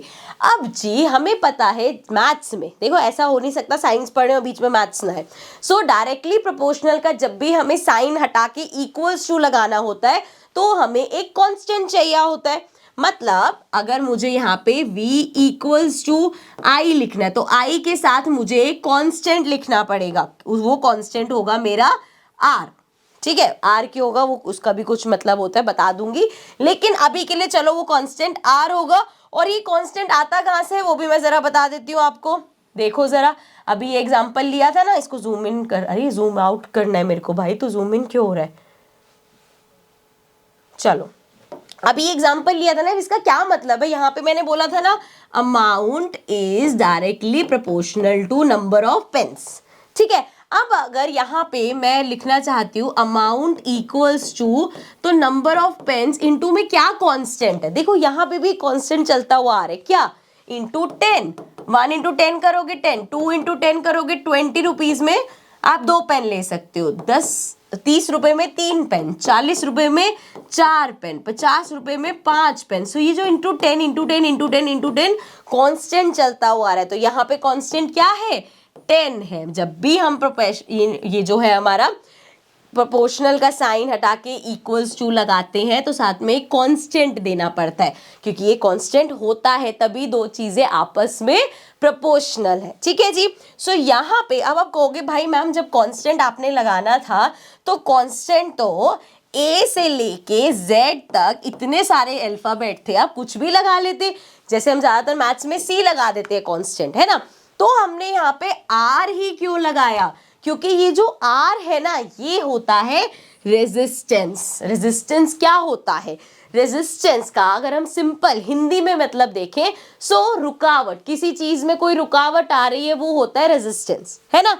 यही होता है भाई, कोई चीज में कहीं से भी कुछ भी अटक रहा है, कोई रहा है, तो वो रेजिस्ट करना होता है, रेजिस्टेंस हो गया, ठीक है जी। सो अब करंट के फ्लो में रुकावट आना, करंट के फ्लो में रुकावट क्यों आएगी और कैसे आएगी जरा ये समझते हैं। सो इसको थोड़ा सा जूम कर लेती हूं मैं, एंड इसको यहाँ पे रखते हैं, ठीक है जी। तो हाँ, अब हम बात कर रहे हैं रेजिस्टेंस की। करंट के फ्लो में रुकावट क्यों आएगी? एक कंडक्टर बना लेते हैं यहाँ पे, ये मेरा प्यारा सा कंडक्टर बन गया। इसमें हमने बात करी थी कि इलेक्ट्रॉन्स फ्लो करते हैं, ठीक है। अब मेरे को एक बात बताओ, अगर यहाँ पे इलेक्ट्रॉन्स फ्लो कर रहे हैं तो क्या इस कंडक्टर में सिर्फ और सिर्फ इलेक्ट्रॉन्स ही होंगे? नहीं भाई, यहाँ पे एटम्स भी तो होंगे, इसके साथ में अलग अलग एटम्स भी हैं। जैसे अगर गोल्ड का है ये कंडक्टर या अगर ये आयरन का है तो इसके अंदर आयरन के बहुत सारे एटम्स होंगे, तभी तो वो बना ना। ये तो यार बेसिक है ना कि भैया एटम से मिलके कोई चीज बनती है, तो उसके एटम्स तो इसमें होंगे। अब जब ये इलेक्ट्रॉन्स फ्लो कर रहे हैं, अब इलेक्ट्रॉन्स को दिखता तो है नहीं बेचारों को, उनको क्या पता कि सामने एक एटम है तो भैया साइड से निकल जाए, नहीं नहीं, वो तो क्या करेगा, जाके कभी इस पे इस एटम पे ठुकेगा, कभी यहाँ ठुक रहा है, कभी ये इधर हो रहा है, कभी ये उधर जाके ठुक रहा है, कभी ये यहाँ पे ठुक रहा है। तो क्या हो रहा है, ये आपस में कोलाइड कर रहे हैं, मतलब एक कोलिजन हो रहा है। समझ रहे हो आप? कोलाइड कर रहे हैं, कोलिजन कर रहे हैं। इसका मतलब एक और भी है भाई कि अगर ये मेरा कंडक्टर है और यहाँ से इलेक्ट्रॉन्स पास होने हैं, तो अगर यहाँ से अगर मैं कहती हूँ 20 इलेक्ट्रॉन्स गए ना पास होने, तो जब यहाँ से निकले तो सिर्फ 15 ही निकलेंगे, बाकी 5 इलेक्ट्रॉन्स का क्या होगा वो मैं बताऊंगी लास्ट के टॉपिक में, ठीक है। सो चलो अभी के लिए हमने ये समझ लिया। पहली बात तो ऐसा क्यों हुआ कि 5 इलेक्ट्रॉन्स यहाँ पे खो गए, क्योंकि अंदर उनका कोलिजन हो रहा है, बेचारे शहीद हो गए अंदर। समझ रहे हो? सो ये जो कोलिजन हो रहा है, ये जो इलेक्ट्रॉन्स फ्रीली फ्लो नहीं कर रहे लेकिन जो रुकावट आ रही है, दैट इज आर रेजिस्टेंस, ठीक है। यहाँ पे जो बेसिकली ये जो कोलिजन हो रहा है, दिस इज रेजिस्टेंस। ओके जी। सो करंट के फ्लो में रुकावट आना हो गया रेजिस्टेंस। अच्छा, एक बड़े बेसिक सा आप पढ़ोगे जब हम वो कर रहे होते हैं, डिफरेंशिएट बिटवीन कर रहे होते हैं, वहां पे भी आता है किसी चीज की हाई रेजिस्टेंस होती है, किसी चीज की लो रेजिस्टेंस होती है। हाई रेजिस्टेंस मतलब करंट कैन नॉट फ्लो। अगर किसी चीज में बहुत ज्यादा हाई रेजिस्टेंस है, मतलब भरे हुए हैं इसमें तो एटम, इलेक्ट्रॉन्स बेचारे पास ही नहीं हो पा रहे, so current can not flow, current flow नहीं कर पाएगा। अगर इतना ज्यादा रेजिस्टेंस, जितना ज्यादा रेजिस्टेंस उतना करंट फ्लो बेचारा नहीं कर पाएगा। और अगर किसी चीज में लो रेजिस्टेंस है, सो करंट आराम से फ्लो कर पाएगा। जैसे कि इंसुलेटर्स में हमारा करंट फ्लो नहीं कर पाता क्योंकि उसमें रेजिस्टेंस बहुत ज्यादा है। कंडक्टर्स में इलेक्ट्रिसिटी या करंट फ्लो कर पाता है क्योंकि उसमें रेजिस्टेंस कम है। ठीक है जी, क्लियर हो गया। चलो अब बात करते हैं इसकी एसआई यूनिट की। अब इतनी देर से शुरू कर रखा है हमने ओम्स लॉ, तो वहां से ये चीजें आई तो उसने कहा भैया यहाँ पे जितना भी तुमने ये करा है ना रेजिस्टेंस का क्रेडिट मेरे को दे दो, क्योंकि मैंने कहा था कि वो प्रोपोर्शनल होता है, फिर वहां पे कांस्टेंट तुमने आर लगाया और तुमने निकाला कि ये रेजिस्टेंस होता है, ठीक है ना। सो ओम ने कहा कि भैया ये मेरे नाम से होगा, इसलिए जब भी हम रेजिस्टेंस लिखेंगे, जैसे 6 है सो 6 ओम, 12 ओम, ठीक है। सो ये साइन हो गया और ये इसको बोलते हैं, तो इसकी एसआई यूनिट हो गई ओम। याद कैसे रहेगा, क्योंकि ये ओम्स लॉ में पढ़ा था हमने, ठीक है जी। सो अब जैसे हमें बोला था कि 1 एम्पेयर बता दो, कैसे डिफाइन करोगे, 1 पोटेंशियल डिफरेंस में आया था 1 वोल्ट बता दो। अब अगर 1 ओम को आपको डिफाइन करना है, कैसे करोगे, हमें पता है V equals to I R होता है, ठीक है ना, इसमें तो कोई दिक्कत नहीं, अभी पढ़ के आए हैं ना हम। तो V इक्वल्स टू अगर आई आर होता है तो हम यहाँ बोल सकते हैं R इक्वल्स टू हो गया हमारा V अपॉन I, है ना। सो दैट मीन्स 1 ओम हमारा डिफाइन होगा when there is 1 volt of potential difference and 1 ampere of current, ठीक है, ऐसे डिफाइन करते हैं। चलो बाकी आप बुकिश लैंग्वेज में देख ही लोगे। और एक छोटा सा टॉपिक और है जो मैं यहीं पे हाथ के हाथ कवर कर देती हूँ, दैट इज आवर, कहाँ गया, मैप। अगर आपको मैप कह रही हूँ, ग्राफ, सॉरी, ग्राफिकली रिप्रेजेंट करना है तो कैसे करोगे, सिंपल, एक तरफ पे हमने वोल्ट ले लिया, एक तरफ पे हमने करंट ले लिया, रेजिस्टेंस ऐसे बनाएंगे। उल्टा भी हो सकता है, यहाँ पे अगर आपने करंट नीचे की तरफ लिया, वोल्ट ऊपर की तरफ लिया, तब भी रेजिस्टेंस ऐसे ही बनेगा। तो ग्राफिकली रिप्रेजेंट करने को कभी आएगा या कोई ऐसा क्वेश्चन पूछ लिया तो सिंपल ये स्ट्रेट लाइन होती है, बीच में ये होता है हमारा रेजिस्टेंस। ओके जी, ये हो गया ग्राफिकल रिप्रेजेंटेशन। अब बड़ा ही एक इंटरेस्टिंग सा टॉपिक यहाँ पे आ रहा है, वो है रेजिस्टेंस डिपेंड अपॉन। सो ये रेजिस्टेंस जो है हमारा वो किस पे डिपेंड करता है, किस चीज में कितना, एक तो चलो कंडक्टर्स और इंसुलेटर्स तो हमने पढ़ ही लिया, अब कोई चीज में कितना रेजिस्टेंस होगा कितना नहीं होगा वो 3 फैक्टर्स पे डिफाइन करेंगे। उसको हम कैसे, सबसे पहले लेंथ ऑफ वायर, जिस वायर से करंट पास हो रहा है वो वायर कितनी लंबी है या कितनी छोटी है वो भी रेजिस्टेंस बताएगा। सिंपल सी चीज देखो ना यार, आपको पता है कि इसके अंदर करंट पास हो रहा है, रेजिस्टेंस तो होगा ही होगा, एटम्स तो है ही है, ठीक है। अब जितनी, अगर आपको यहां से यहां तक जाना है या यहां से यहां तक जाना है, सो भाई इसमें आपको कम रेजिस्टेंस होगा ना, ऑब्वियस वाली बात है भाई। अगर एक पथरीला रास्ता है और इतना सा आपको रास्ता कवर करना है या इतना लंबा रास्ता कवर करना है, जितना लंबा रास्ता होगा उतना रेजिस्टेंस ज्यादा होगा।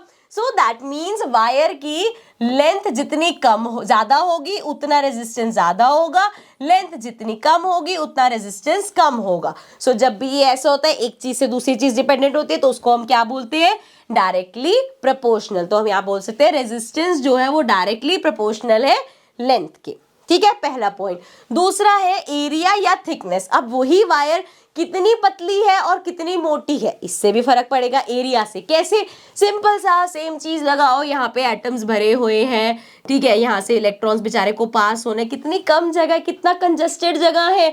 सो जितना एरिया कम होगा रेजिस्टेंस जितना एरिया कम होगा रेजिस्टेंस उतना ही ज्यादा होगा ना, क्योंकि कम जगह है। अब यहाँ पे तो इतनी सारी जगह है भाई, यहाँ से निकल जाए तू, है कि नहीं, समझ में आ रहा है ना। तो जितना एरिया ज्यादा होगा उतना रेजिस्टेंस कम होगा, और जितना एरिया कम होगा उतना रेजिस्टेंस ज्यादा होगा। अब यहाँ पे उल्टा हो रहा है, एरिया ज्यादा रेजिस्टेंस कम, एरिया कम रेजिस्टेंस ज्यादा, तो ये उल्टा हो रहा है, मतलब दे आर इनवर्सली प्रोपोर्शनल, ठीक है। इनवर्सली प्रोपोर्शनल को कैसे लिखते हैं, आर अगर एरिया के इनवर्सली प्रोपोर्शनल है तो are directly proportional to 1/a, ठीक है, ऐसे हम दिखाते हैं इनवर्सली प्रोपोर्शनल। उसके बाद बात करते हैं टेम्परेचर की। अब ये तो बड़ा ही बेसिक सी चीज है। सो टेम्परेचर का देखो, अच्छा यहाँ पे इसको पहले नॉर्मल समझो। हमारे घरों में कौन सी वायर होती है, यहाँ पे बेसिकली हम उल्टा पढ़ रहे हैं, जैसे अभी तक हम पढ़ रहे थे ना, पहले एरिया देख रहे थे फिर रेजिस्टेंस पे आए थे, अब यहाँ पे पहले रेजिस्टेंस देखेंगे फिर टेम्परेचर पे जाएंगे। सो हमारे घर में कौन सी वायर्स होती है, कॉपर की वायर्स होती है, सबको पता है कैसे कलर की होती है। मैं यहाँ फोटो डाल देती हूँ, यहाँ पे आपको दिख जाएगा, इस तरीके की कॉपर वायर्स होती है हमारे घर में। क्यों होती है, क्योंकि इसमें लो रेजिस्टेंस होता है। लो रेजिस्टेंस का मतलब जो हमारा कॉपर है ना उसमें लो रेजिस्टेंस होता है, मतलब जितना कम रेजिस्टेंस होगा उतना आराम से करंट फ्लो कर पाएगा। सो जब इनमें, क्योंकि इसमें लो रेजिस्टेंस है तो ये कम गर्म होती हैं। अगर दूसरी कोई होगी ना जिसका हाई रेजिस्टेंस होगा तो वो बहुत ज्यादा गर्म होगी, ठीक है जी। सो यहाँ से हमें पता चल रहा है कि अच्छा कोई चीज में लो रेजिस्टेंस है तो वो हीट लेस कॉज कर रहा है, मतलब टेम्परेचर कम हो रहा है। ऐसे ही अगर उसका रेजिस्टेंस ज्यादा होगा तो हीट ज्यादा कॉज होगी। तो यहाँ से पहले तो ये देख लो रिलेशन क्या निकला, दोनों डायरेक्टली प्रोपोर्शनल है। जितनी हीट ज्यादा कर रहा है उतना रेजिस्टेंस ज्यादा होगा, जितनी हीट कम है उतना रेजिस्टेंस कम है। तो यहाँ से ये समझ आ गया कि जो रेजिस्टेंस है वो डायरेक्टली प्रोपोर्शनल है टेम्परेचर के भी, ठीक है। अब एक बार वायरिंग पे वापस आ जाते हैं। कॉपर वायर होते हैं क्योंकि उसका लो रेजिस्टेंस होता है। इस टाइप का अगर कोई क्वेश्चन आ जाए ध्यान रखना, जितनी भी वायर्स है, जितने भी हमारे पास है, आप कॉपर का बोल सकते हो लो रेजिस्टेंस है। इसके अलावा सिल्वर होता है, सिल्वर का भी लो रेजिस्टेंस होता है। अब सोचो क्या सिल्वर की वायर्स भी तो लगा सकते हैं, हाँ बिल्कुल लगा सकते हैं, लेकिन जब आप गूगल करके देखोगे तो सिल्वर हमारा चांदी होता है। चांदी के रेट बहुत ज्यादा होते हैं, इसलिए घर में कोई भी चांदी की तारे नहीं लगा सकता, ठीक है जी, क्लियर है। सो दैट्स वाई, अगर ये याद रखना है, सिल्वर का भी लो रेजिस्टेंस होता है लेकिन वो बहुत कॉस्टली होती है, इसलिए उसकी वायरिंग नहीं होती, ठीक है। अब देखते हैं जरा यहाँ पे जो जो चीजें पढ़ के आए हैं हम, क्या क्या पढ़ा अभी हमने यहाँ पे। हमने देखा कि ये जो रेजिस्टेंस है ना ये डायरेक्टली प्रोपोर्शनल है लेंथ के और इनवर्सली प्रोपोर्शनल है एरिया के। पढ़ के आए हम, कुछ गलत तो नहीं लिखा मैंने यहाँ पे, अभी पढ़ के आए हैं ना। सो इसको मैं लिख सकती हूँ इस तरीके से, बिल्कुल लिख सकती हूँ, R is directly proportional to L and inversely proportional to A, ठीक है। और अभी हम ये भी पढ़ के आए हैं कि भाई जब भी आपको ये हमारा जो ये डायरेक्टली प्रोपोर्शनल का साइन है ये हटाना होगा तो आपको एक कांस्टेंट लगाना होगा। सो यहाँ से अगर मुझे हटाना है तो इसकी जगह मैंने लगाया इक्वल्स टू, और आप देखोगे ये क्या अजीब सी चीज मैंने लगा दी यहाँ पे इस तरीके से, इसको हम बोलते हैं रो, ठीक है। जैसे उसमें जो हमारा V इक्वल्स टू I था, जब इक्वल लगाया तो हमने R लगाया था ना साथ में रेजिस्टेंस, यहाँ पे हमने लगाया रो। ये रो क्या होता है, दिस इज रेजिस्टिविटी। ये ध्यान रखना, बच्चे कंफ्यूज हो जाते हैं कि रेजिस्टिविटी और रेजिस्टेंस एक ही चीज है, दोनों अलग अलग चीज है, थोड़ा सा भी डिटेल में इसको पढ़ेंगे भी। सो ये होता है हमारा रेजिस्टिविटी। तो यहाँ से हमारे पास ये आ गया कि R equals to rho L upon A। और अगर हमें इसी से अगर इसका फॉर्मूला निकालना है तो सिंपल है, इसको निकालना है तो ये दोनों उधर जाके चेंज हो जाएंगे, A ऊपर चला जाएगा, RA अपॉन L आ गया। ठीक है, सो इसका SI यूनिट क्या होता है इस रो का, सिंपल देख लो। रेजिस्टिविटी का क्या होता है, रेजिस्टिविटी का भी हमने पढ़ा, ओम होता है। ठीक है, एरिया की अगर बात करें तो मीटर स्क्वायर होता है, अपॉन में लेंथ की बात करें तो वो मीटर होता है, मीटर से मीटर एक कट गया तो ये आ गया ओम मीटर। ठीक है जी, so SI unit of resistivity is ohm metre. ठीक है, नोट्स पे जाने से पहले, वहां पे अपने रिवीजन नोट्स पे जाने पहले ये छोटा सा टॉपिक है यहाँ पे, ये खत्म करके फिर जाएंगे। ये मैंने अभी आपने जब सिंबल्स कंपोनेंट्स कर रहे थे तो वहां पे एक वर्ड आया था ना जो मैं कह रही थी, मैं शायद गलत प्रोनाउंस कर रही हूँ, दैट इज रियोस्टैट। रियोस्टैट होता क्या है, इस तरीके से का उसका सिंबल होता है, ये एक इंस्ट्रूमेंट होता है, पढ़ देती हूँ मैं, electric instrument use to control current. अगर ये सिर्फ यहां तक पढ़ोगे तो गलत कर रहे हो भाई, यहाँ पे क्या बोल रहे हैं हम कि वो करंट को कंट्रोल करने के लिए एक इंस्ट्रूमेंट होता है। करंट को कंट्रोल कैसे कर सकते हो आप, वोल्टेज कम कर दो, करंट अपने आप कम हो जाएगा। पढ़ के आए ना, एक दोनों से क्या है, डायरेक्टली प्रोपोर्शनल है। लेकिन यहाँ पे क्या बोल रहा है, बाय वेरिंग दी रेजिस्टेंस, वो करंट को कैसे कंट्रोल करता है, इस रेजिस्टेंस से। रेजिस्टेंस को बेसिकली वो कम ज्यादा कर पाता है, इसकी वजह से ही वो करंट को कंट्रोल कर पाता है। So without changing voltage, voltage change करे बिना करंट को कंट्रोल करता है, कैसे, बाय चेंजिंग दी रेजिस्टेंस। ठीक है, सो क्या बोलेंगे, ये एक ऐसा इलेक्ट्रिक इंस्ट्रूमेंट है जो कि कंट्रोल करता है हमारे करंट को, मतलब हमारे करंट को कम ज्यादा कर सकता है, कैसे, रेजिस्टेंस को चेंज करके। ठीक है, सो यहाँ तक हमने कवर कर लिया, वापस चलते हैं अपने नोट्स पे। एंड अब ये जो हम पढ़ के आए वो ये पूरा टॉपिक है, तो यहाँ पे रिवाइज कर लेते हैं। सो इसको जूम कर लेते हैं एंड स्टार्ट करते हैं। ओम्स लॉ पढ़ के आए हैं, क्या होता है भाई ओम्स लॉ, पढ़ लो यहाँ पे। So current passing through a wire is directly proportional to the potential difference across it. Current passing मतलब I is directly proportional to V, यही पढ़ के आए हैं हम। ठीक है ना, so defining Ohm's law, temperature and other physical condition remains the same. याद है ना, मैं पूरे डेफिनेशन में लास्ट में लिखा हुआ था कि ये दोनों सेम होने चाहिए, टेम्परेचर और बाकी फिजिकल कंडीशंस। तो यहाँ से मिल जाता है हमें V equals to IR। R क्या है हमारा कांस्टेंट जो कि है resistance. So V is potential difference, I is the current flowing and R is proportionality constant, मतलब वो प्रोपोर्शनैलिटी का, अरे यार प्रोपोर्शनल का साइन हटाने के लिए R लगाया है। ठीक है जी, ये पढ़ के आए हैं, कुछ नया नहीं है। अब बात कर लेते हैं रेजिस्टेंस की, तो मैं पढ़ देती हूँ। So retard the flow of current through the wire, wire में से करंट के फ्लो को रोकना, ये रेजिस्टेंस का काम होता है। Due to the opposition by electrons, electrons आपस में जो इधर उधर ठुक रहे हैं उसकी वजह से। और इलेक्ट्रॉन्स आर रिस्ट्रेन्ड बाय, कैस, कौन रिस्ट्रेन करता है, अट्रैक्टिव फोर्स ऑफ व्हाट। अच्छा ये भी तो देखो, अभी मैंने आपको क्या बोला था कि बेचारों को दिख नहीं रहा, तो ये जो इलेक्ट्रॉन्स है वो जाके एटम्स में ठुक रहे हैं, लेकिन अट्रैक्टिव फोर्स ऑफ एटम्स भी तो उनको अट्रैक्ट कर रहे हैं। ये भी तो सोचो, आपस में भी तो एक दूसरे को अट्रैक्ट कर रहे हैं, तो वहां से भी हो रहा है। और जो कोलिजन हो रहा है वो तो हम पढ़ के आए हैं, एटम्स और इलेक्ट्रॉन्स का कोलिजन हो रहा है। ठीक है जी, तो एटम्स भी आपस में एक दूसरे को वो कर रहे हैं, तो और कंजशन क्रिएट कर रहे हैं वहां पे कि इलेक्ट्रॉन्स फ्लो ना कर पाए, और वो हमारा रेजिस्टेंस है। ठीक है, अब इसको ऊपर कर लेते हैं। अब ये फिर से आ गया, और यूनिट ऑफ रेजिस्टेंस क्या होती है, 1 ओम, उसको डिफाइन करना है when there is potential difference of 1 volt. ये सब मैं पढ़ा के ही उससे फटाफट पढ़ रही हूँ यहाँ पे। टेम्परेचर रिमेन्स कांस्टेंट, ये तो हमने देख ही लिया। एक बार फिर से इसको ऊपर कर लेते हैं, ये सारी चीजें हम पढ़ के आए, फटाफट से देख लेते हैं। ये तो हमारा वही है जो मैं बता रही थी, क्या था, जो ग्राफिकल रिप्रेजेंटेशन दिखा रही थी ना, ISA VSA, और ये इस तरीके से हमारा ग्राफिकल रिप्रेजेंटेशन हो गया। R होता है हमारा रेजिस्टेंस जो कि प्रोपोर्शनैलिटी कांस्टेंट है, SI यूनिट इसकी ओम होती है। R डायरेक्टली प्रोपोर्शनल है टेम्परेचर के, R डायरेक्टली प्रोपोर्शनल है लेंथ ऑफ वायर के, R इनवर्सली प्रोपोर्शनल है एरिया के। सो यहाँ से हमारा ये निकल गया, जिसमें से ये जो पार्ट है, अच्छा ये पढ़ लो, thicker wire has less resistance than thinner wires और सेम लेंथ, ये हमने पढ़ के आए ना अच्छे से डिटेल में। सो ये जो हमारा होता है, ये जो साइन लगा हुआ है जो P जैसा होता है, बट एक्चुअल में कुछ इस तरीके से होता है। ये होता है हमारा रेजिस्टिविटी, जिसका SI यूनिट होता है ओम मीटर। सो पहले ये हो गया ना सारा, ठीक है, ये सारा पढ़ लिया हमने। सो अगर if A equals to 1 metre square, L equals to 1 metre, अगर ऐसा केस है कि एरिया जो है वो 1 मीटर है, लेंथ 1 मीटर, मतलब ये दोनों चीजें अगर 1-1 होगी तो हमारा रेजिस्टेंस और हमारी रेजिस्टिविटी दोनों सेम हो जाएंगे। ठीक है, कब, अगर ये दोनों 1-1 हो जाएंगे तो दोनों इक्वल हो जाएंगे, सेम, सिंपल मैथ्स। इसको ऊपर कर लेते हैं। ये वही हमारी डिवाइस आ गई। डिवाइस क्या करती है, रियोस्टेट हमारी डिवाइस है, यूज इन इलेक्ट्रिक सर्किट्स में इनको यूज करते हैं, चेंज दी रेजिस्टेंस, तो रेजिस्टेंस को चेंज करके करंट को कंट्रोल करती है। ठीक है, इसके बाद ये बीच वाला जो पार्ट है ना, इसको अभी छोड़ के लास्ट में लेंगे, हम आ जाएंगे यहाँ पे, पहले इसको भी पढ़ लेते हैं। सो रेजिस्टिविटी क्या होता है, अभी हम पढ़ के आए हैं, वो जो हमने ये चीज देखी थी ना, ये रेजिस्टिविटी होती है, इसको कैसे डिफाइन करेंगे, क्या क्या होगा इसमें, यहाँ पे पढ़ लेते हैं।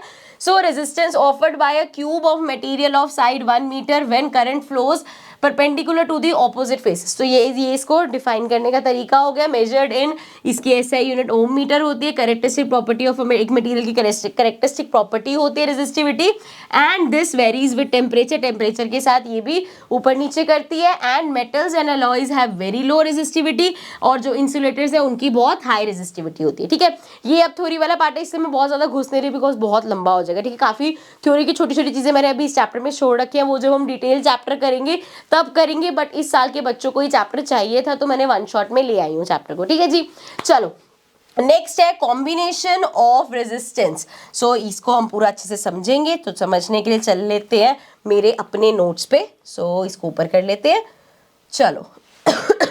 सो कॉम्बिनेशन ऑफ रेजिस्टेंस, अब कभी कभी ना सर्किट में ना सिर्फ एक रेजिस्टेंस नहीं लगता, अलग अलग रेजिस्टेंस लगते हैं। जैसे कि अगर आपको 10 ओम्स का एक रेजिस्टेंस बनाना है, इसको बड़ा कर दे, ठीक है, 10 ओम का आपको एक रेजिस्टेंस चाहिए, तो जरूरी नहीं है कि आप 10 ओम का रेजिस्टेंस ही हो, आपके पास हो सकता है छोटे छोटे 2 ओम के, ये क्या तरीका है, पाए लिखने वाली थी मैं, 2 ओम के, 4 ओम के, 6 ओम के, इस तरीके से रेजिस्टेंस अलग अलग हो, तो उसको हम सर्किट में किस तरीके से बनाएं कि हमें 10 ओम का रेजिस्टेंस मिल जाए। सो वो उसके लगाने के तरीके 2 होते हैं, एक होता है सीरीज जिसको हम लाइन में लगाते हैं, एक होता है पैरेलल जो पैरेलल लगता है। ये तो हम पहले भी करके आए हैं, कहाँ पढ़ के आए हैं, हमने देखा था जो हमारा एमीटर होता है जो करंट को मेजर करता है वो सीरीज में लगता है, एंड जो हमारा वोल्ट मीटर होता है जो वोल्टेज को मेजर करता है वो पैरेलल लगता है ना।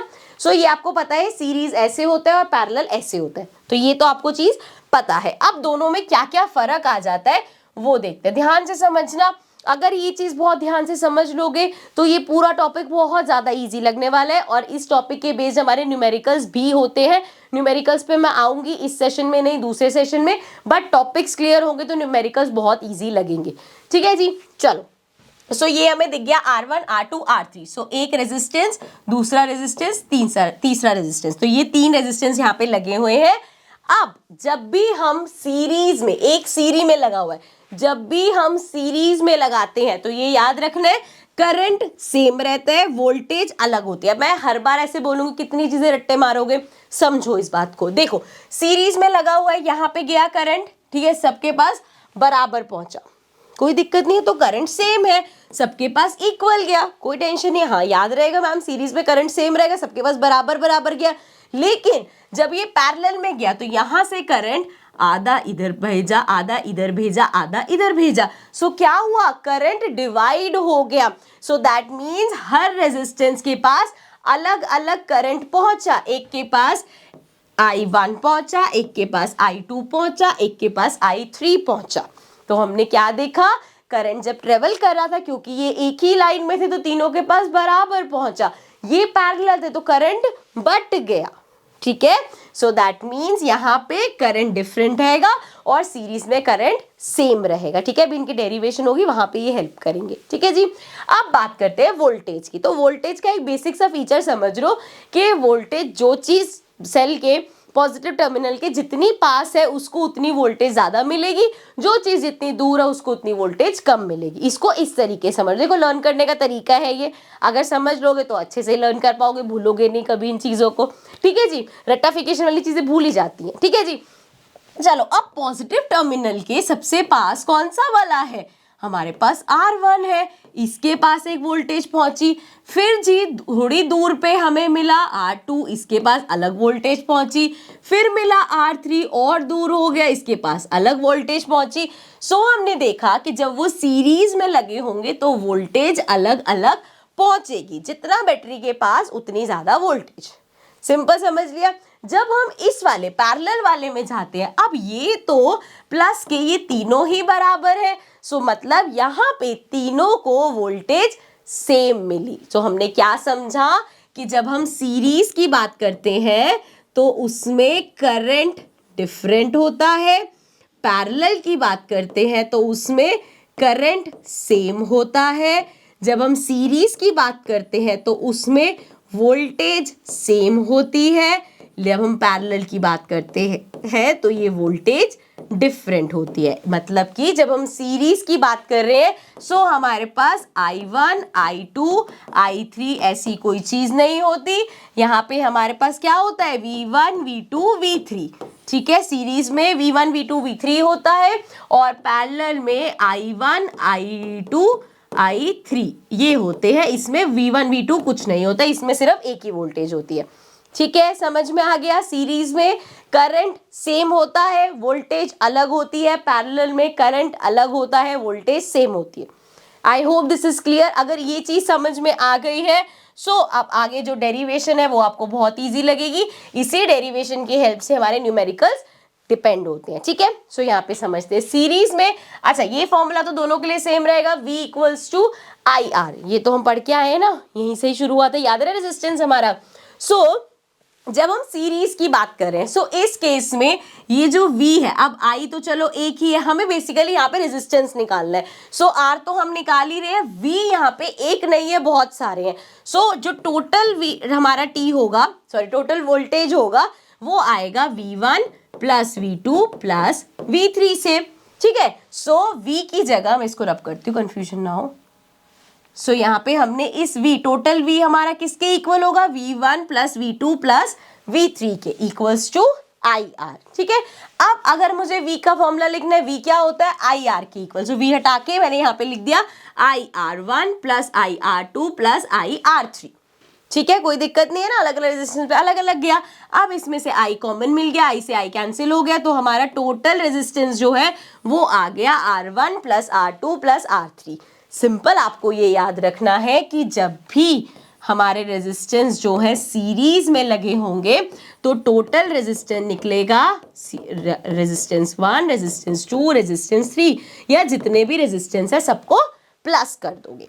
कब होगा ये, जब सीरीज में है। तो दिख रहा है ये सीरीज में जा रहा है। ठीक है जी, अब यही चीज जब पैरेलल में, ये डेरिवेशन है बेसिकली, याद आपको ये रखना है कि भैया जब वो सीरीज में होगा तो वो R, टोटल R हमारा इक्वल होगा R1 plus R2 plus R3, जितने भी R है हमारे पास आगे।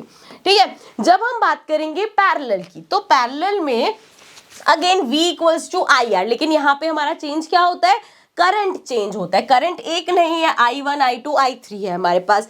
तो I का फॉर्मूला निकाल लिया हमने, I क्या होगा V अपॉन R होगा। अब I हमारा क्या है, I, अच्छा हमें ये अगर V I आ रहा है तो I हमारा हो गया I1, I2, I3 equals to रहेगा V अपॉन R के। अब I का फॉर्मूला क्या है, V अपॉन R, तो I की जगह मैं लिखूं V अपॉन R1 हो जाएगा, I2 का होगा V अपॉन R2 और I3 का होगा V अपॉन R3।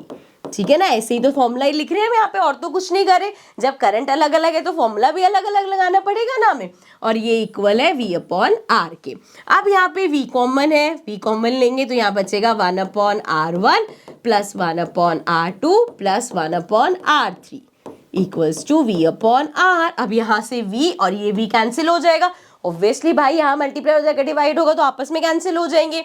सो मुझे क्या मिला कि जो टोटल रेजिस्टेंस है वो कैसे निकलेगा, 1 upon R1 plus 1 upon R2 plus 1 upon R3। So that means अब आपको ये याद रखना है कि जब रेजिस्टेंस सीरीज में लगे हुए हैं सो सिंपल टोटल रेजिस्टेंस निकल जाएगा R1 plus R2 plus R3 और जितने भी रेजिस्टेंस है वैसे। जब हमारा पैरेलल में लगा होगा सो 1 अपॉन R, मतलब टोटल रेजिस्टेंस निकलेगा 1 upon R1 plus 1 upon R2 plus 1 upon R3 plus 1 upon R4, या जितने भी हैं।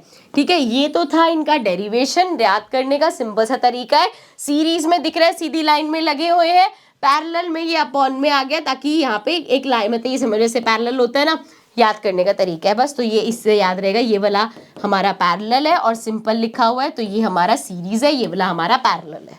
ओके, क्लियर, ये चीज समझ में आ गई। सो ये डेरिवेशन हो गया, इसी के साथ हमारा ये वाला टॉपिक भी होता है कंप्लीट। एक बार जाते हैं नोट्स में और इसको रिवाइज कर लेते हैं। ये सारा टॉपिक अभी करके आए हैं हम, तो फटाफट से इसको रिवाइज कर लेते हैं, फिर हम चलेंगे फाइनली अपने लास्ट टॉपिक के, इस चैप्टर के। सो जी, कॉम्बिनेशन ऑफ रेजिस्टेंस सीरीज में होगा तो क्या होगा हमारे पास, सेम करंट,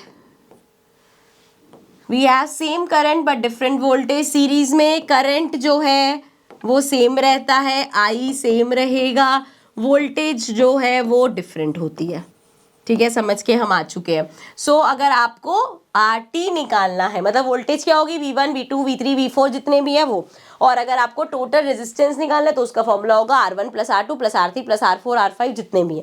ठीक है जी, not good to use as one resistor fails whole circuit fail. अभी जब सीरीज में लगे होते हैं, जब ये इस तरीके से सारे आपस में यूं ऐसे कनेक्ट हो रखे सीरीज में, अब जब करंट पास हो रहा है, अगर पहले वाला ही खराब हो गया तो पूरा सर्किट खत्म हो जाएगा, कोई फायदा नहीं होगा, पूरा सर्किट का सारा खराब हो गया ना। आगे एक जगह से अगर सर्किट कहीं से भी ब्रेक होता है तो आगे इलेक्ट्रिसिटी पास नहीं होती, इसलिए वो कह रहे हैं ये अच्छा नहीं है। अब यहाँ पे एक चीज और समझना, RT जो है, ये जो हमारा टोटल रेजिस्टेंस है, वो हमेशा क्या होगा, हाईएस्ट जो रेजिस्टेंस है ना उससे ज्यादा होगा। ऑब्वियसली यार, अगर मान लो R3 20 है, ठीक है, सो टोटल तो हमेशा ज्यादा ही होगा ना इससे। सो यहाँ पे क्या समझने वाली बात है कि टोटल रेजिस्टेंस हमेशा, जो भी हाईएस्ट रेजिस्टेंस हो इस पूरे सर्किट में, जो भी हाईएस्ट होगा टोटल वाला हमेशा उससे ज्यादा होगा। बेसिक मैथ्स है, ठीक है जी। और ये आपको अरेंजमेंट करके दिखा दिया, यहाँ से आपको ये याद रखना है कि RT होता है R1 plus R2 plus R3। ठीक है, अब नेक्स्ट है हमारा पैरेलल। जब हम पैरेलल में सेटअप करते हैं, इसको थोड़ा सा और ऊपर कर लेते हैं। सो जब हम इसको पैरेलल में सेटअप करते हैं तो यहाँ पे वोल्टेज सेम होती है, करंट डिफरेंट होता है। ठीक है, so same voltage but different current, मतलब टोटल करंट कैसे निकालेंगे, I1 plus I2 plus I3 इस तरीके से। ठीक है, एंड इसमें हमारा रेजिस्टेंस कैसे निकलता है, 1/RT इक्वल होता है 1/R1 plus 1/R2 plus 1/R3 plus 1/R4 and so on. So यहाँ पे जैसे हमने उसमें कहा था कि जो टोटल रेजिस्टेंस होगा, जो भी हाईएस्ट रेजिस्टेंस है उससे भी ज्यादा होता है। इस केस में जो टोटल रेजिस्टेंस आप निकालो, क्योंकि ये 1 के अपॉन में है, सो जो इस पूरे सर्किट में लीस्ट रेजिस्टेंस होगा ना उससे भी कम आपका ये RT निकलेगा। ठीक है, वो मैथ्स है, बेसिक करके देखोगे पता चल जाएगा कि ये अपॉन में और वो प्लस हो रहा है इसलिए। ठीक है, तो this is good to use then series combination. Series combination से ज्यादा बेटर है, क्योंकि सीरीज में हमने देखा कि अगर एक अगर रेजिस्टेंस फेल हो गए तो पूरा सर्किट हमारा खराब हो सकता है। ठीक है, तो ये उससे बेटर है। अब जरा मैं इसका क्लोजर लुक दिखा दूं आपको जूम आउट करके, कि इस चैप्टर में हम ये सेकंड पे, फर्स्ट पेज तो हम पहले कवर कर चुके थे, सेकंड पेज भी कवर कर लिया। अब जो बचा है that is only this part, which is our heating effect of current। चलो थोड़ी सी सांस ले लो, अब बहुत सारा पढ़ लिया हमने, एंड इसी पेज पे था, मेरे को ढूंढना पड़ेगा यार हीटिंग इफेक्ट कहाँ गया। इसको भी जूम आउट कर दूं, आप जब तक रिलैक्स कर लो, मैं ढूंढ के लाती हूँ हीटिंग इफेक्ट के नोट्स कहाँ लगाए हैं मैंने, ये रे। चलो इसको ले आते हैं नीचे। ठीक है, आप लोगों ने भी ब्रेक ले लिया, मैं भी वीडियो को जरा पॉज करके पानी वानी पी लूँ या साथ साथ ही पी लूँ, ये चलो लास्ट टॉपिक ये है हमारा, फटाफट से खत्म करते हैं। Heating effect of current. अच्छा, हीटिंग इफेक्ट क्या होता है, बड़ी बेसिक सी चीज़ है, अपनी डे टू डे लाइफ में देखा है, बहुत देर से 1 घंटा हो गया 2 घंटा हो गया फ़ोन यूज़ कर रहे हो, फ़ोन गर्म हो जाता है, फ़ोन चार्जिंग पे बहुत देर से लगा हुआ है गर्म हो जाता है, फ्रिज पे पीछे हाथ लगा के देखो गर्म होता है वो। सो क्या होता है, जहाँ पे भी कंटिन्यूसली हमारा चार्ज फ्लो करे जा रहा है वहाँ पे हीट प्रोड्यूस होती है। अब यहाँ से मैं एक चीज़ आपको पहले बताई थी, वो मैं यहाँ पे लेके आई, तो देखती हूँ कितने बच्चे सोच चुके हैं, कितनों को याद है। आपको याद है मैंने ऐसी एक डायग्राम सा बनाया था जब मैं वो बता रही थी, रेजिस्टेंस बता रही थी, तो मैंने आपको बताया था कि ये जैसे एक कंडक्टर है और यहाँ पे इलेक्ट्रॉन्स फ्लो कर रहे हैं और बीच में एटम्स वगैरह भी है। मैंने कहा था यहाँ से अगर मैंने 20 इलेक्ट्रॉन्स भेजे ना, तो यहाँ जाने के बाद बेचारे सिर्फ 15 इलेक्ट्रॉन्स ही पहुँचते हैं, 5 इलेक्ट्रॉन्स यहीं शहीद हो जाते हैं। ये जो 5 इलेक्ट्रॉन्स यहाँ शहीद होते हैं नहीं और कुछ नहीं करते, ये बैठ के यहाँ पे हीट प्रोड्यूस करते हैं। ठीक है, उस टाइम मैंने कहा था ना लास्ट टॉपिक में बताऊंगी, तो यही था कि ये जो 5 इलेक्ट्रॉन्स, ये बेसिकली समझाने का बस एक तरीका है, वो यहाँ पे हीट प्रोड्यूस करे। सिंपल हमें समझना है, किसी भी चीज से इलेक्ट्रिसिटी पास होती है तो वो हीट प्रोड्यूस करता है। थोड़ा सा जूम कर दो, और ठीक है, चलो पिक्सलेट ना हो रहा हो यार बस। हाँ जी, तो कोई भी चीज है जहां से इलेक्ट्रिसिटी पास होती है मतलब चार्जेस का फ्लो होता है, वहां पे हीट प्रोड्यूस होती है। वही है, वो उसी हीट इफेक्ट को हम पढ़ने वाले हैं। ठीक है, अब ये हीट इफेक्ट क्यों होता है, ये हीटिंग क्यों होती है, क्यों कोई चीज गर्म हो जाती है? क्योंकि रीजन सेम है। हमने देखा इलेक्ट्रॉन्स जो है एटम्स आपस में टकरा रहे हैं, इलेक्ट्रॉन्स टकरा रहे हैं। जब भी फ्रिक्शन होता है, कोई चीज बार बार टकरा रही है, जैसे अगर मेरे दो हाथ बार बार मैं यहाँ पे ऐसे फ्रिक्शन कॉज करती जाऊं क्या होगा? हीट प्रोड्यूस होगी। सो जब भी फ्रिक्शन होता है, जब भी कोलिजन होता है, जब भी यहाँ पे रेजिस्टेंस होता है, तो हीट प्रोड्यूस होती है। पहले हमने पढ़ा कि ये कोलिजन रेजिस्टेंस होता है और यही कोलिजन की वजह से हीट प्रोड्यूस हो रही है। ठीक है, इसलिए हमारे अप्लायंसेस सारे गर्म हो जाते हैं। ठीक है, ज्यादा जब उसमें से इलेक्ट्रिसिटी पास होती है। चलो अब देख ले क्या क्या लिखा हुआ है, ये हमने पढ़ लिया। हीटिंग इफेक्ट कोलिजन से होता है, कैसे होता है? सिंपल सी बात है, इलेक्ट्रॉन्स का कोलिजन हो रहा है एटम से तो हीट प्रोड्यूस हो रही है।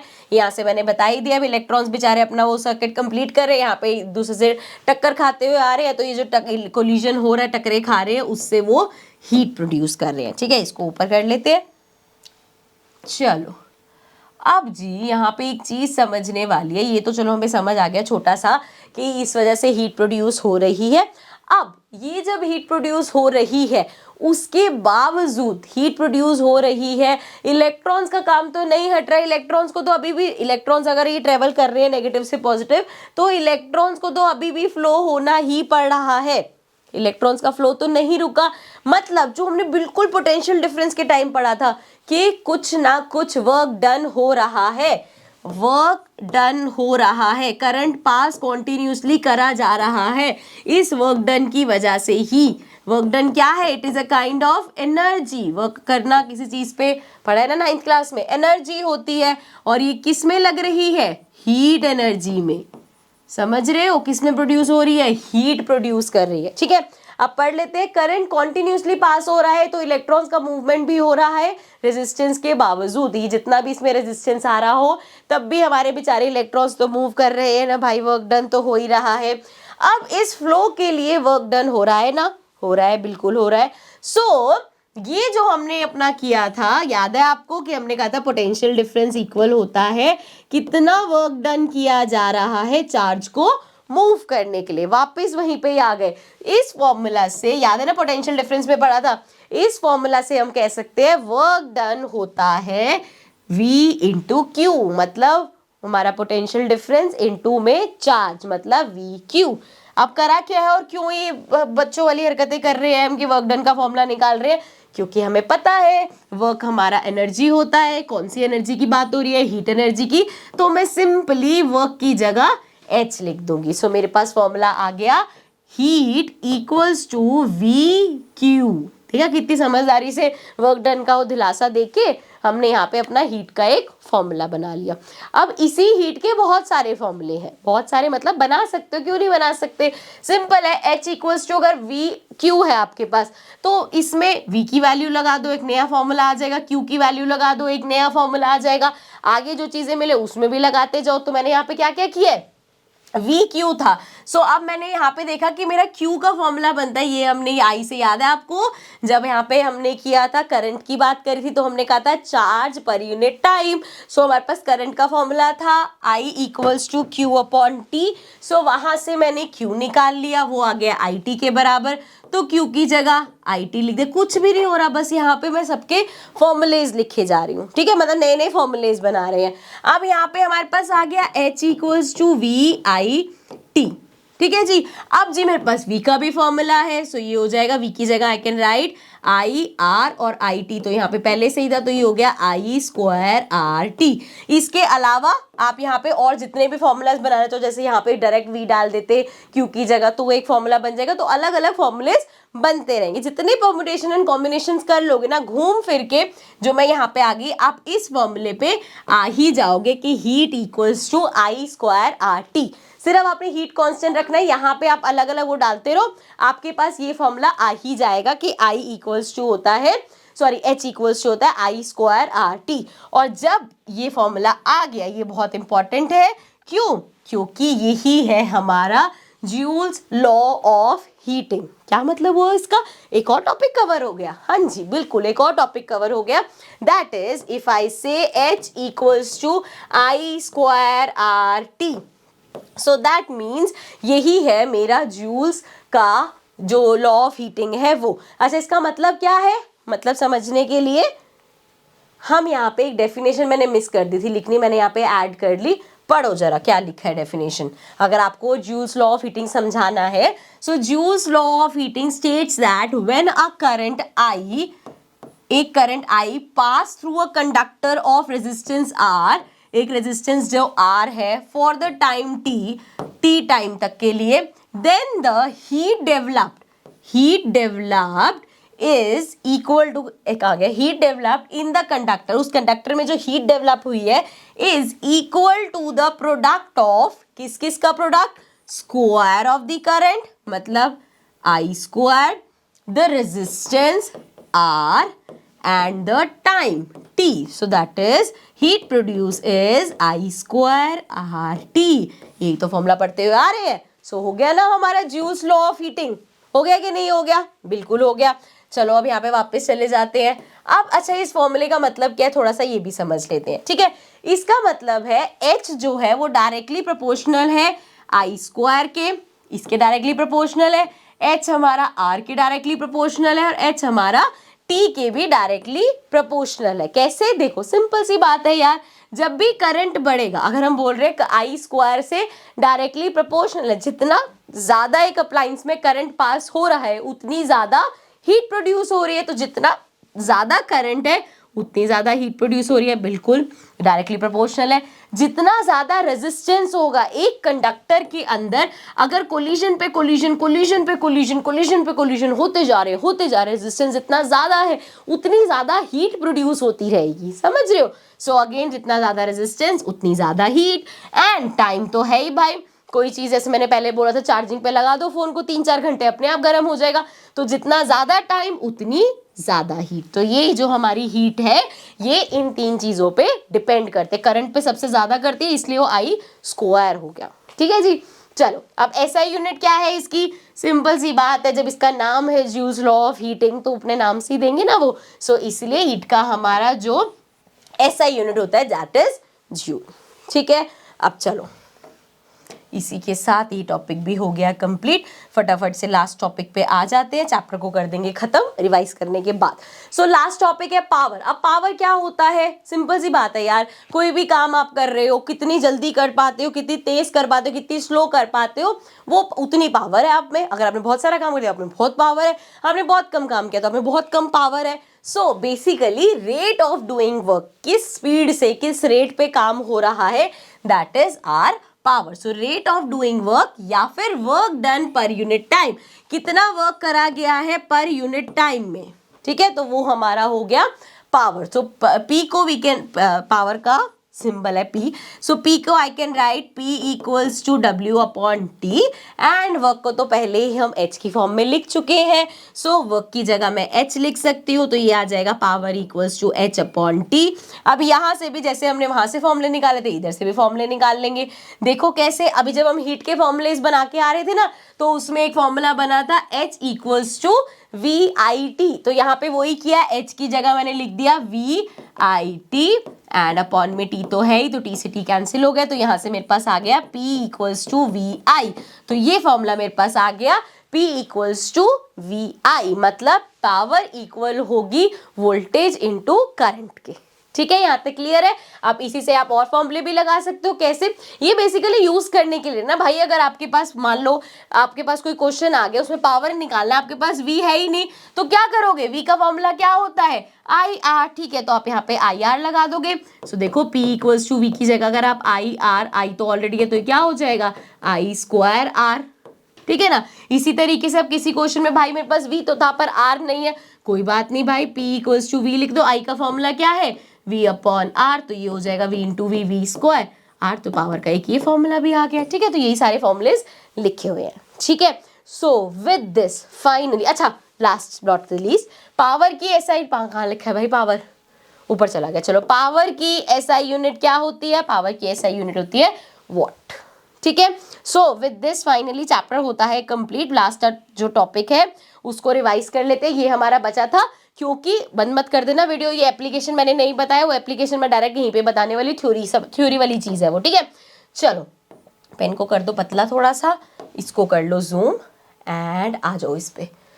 नाउ इलेक्ट्रिक एनर्जी, हमारी जो electric energy it is derived from electrical potential energy और kinetic energy of the charge particles. ठीक है, चार्ज पार्टिकल काइनेटिक एनर्जी या जो पोटेंशियल एनर्जी है वो वहां से डिराइव होती है। And work done must be continuous to maintain current in a conductor. हमने बोला ना भाई करंट मेंटेन करने के लिए वर्क डन कॉन्टिन्यूस हो रहा है, तभी हम वहां से वर्क डन का फॉर्मूला लेके आए थे ना चुरा के। So conductor offer resistance to the current flow, conductor जो है वो हमेशा रेजिस्टेंस देता ही है।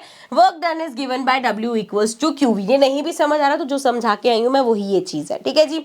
ज्यूल्स लॉ ऑफ हीटिंग की बात करें तो relation H equals to I square RT, इसी की हेल्प से हम यहाँ तक पहुंचे थे, अभी पढ़ के आए हैं हम। सो ये जो है implies heat produced in resistance directly proportional to किस किस के square of current, the resistance and the time. So ये हमारा ज्यूल्स लॉ ऑफ हीटिंग हो गया। यहाँ तक हम सारा पढ़ चुके हैं। अब आ जाते हैं लास्ट चीज जो कि है एप्लीकेशन। एप्लीकेशन मतलब कि जो हीट है, देखो हीट ना दो तरीके से होती है। अब एक है कि आपको चाहिए है डिजायरेबल, एक है अनडिजायरेबल।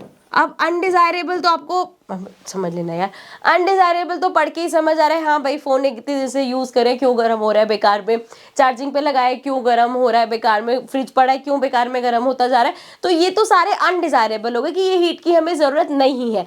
लेकिन कहीं कहीं इस हीट की भी जरूरत है। कहाँ पे? फॉर एग्जाम्पल प्रेस, कपड़े प्रेस करते हो, अगर हीट प्रोड्यूस नहीं होगी कैसे प्रेस करोगे? टोस्टर में अगर वो हीट प्रोड्यूस नहीं करेगा तो कैसे टोस्ट करोगे? ऐसी बहुत सारे अप्लायंसेस है जहां पे गीजर हो गया, जैसे रॉड हो गई पानी गर्म करने वाली, सो केटल हो गई, अच्छा मैं एग्जांपल ही देती रहूंगी। सो ऐसी चीजें जो हीट प्रोड्यूस कर रही है एंड हमारे को फायदा भी दे रही है। सो ये सारे अप्लायंसेस हो गए। इसके अलावा दो बहुत इंपॉर्टेंट डिजायरेबल हमारी एप्लीकेशन है, one is bulb and one is fuse, जो हम दो चीजें यहाँ पे डिस्कस करने वाले।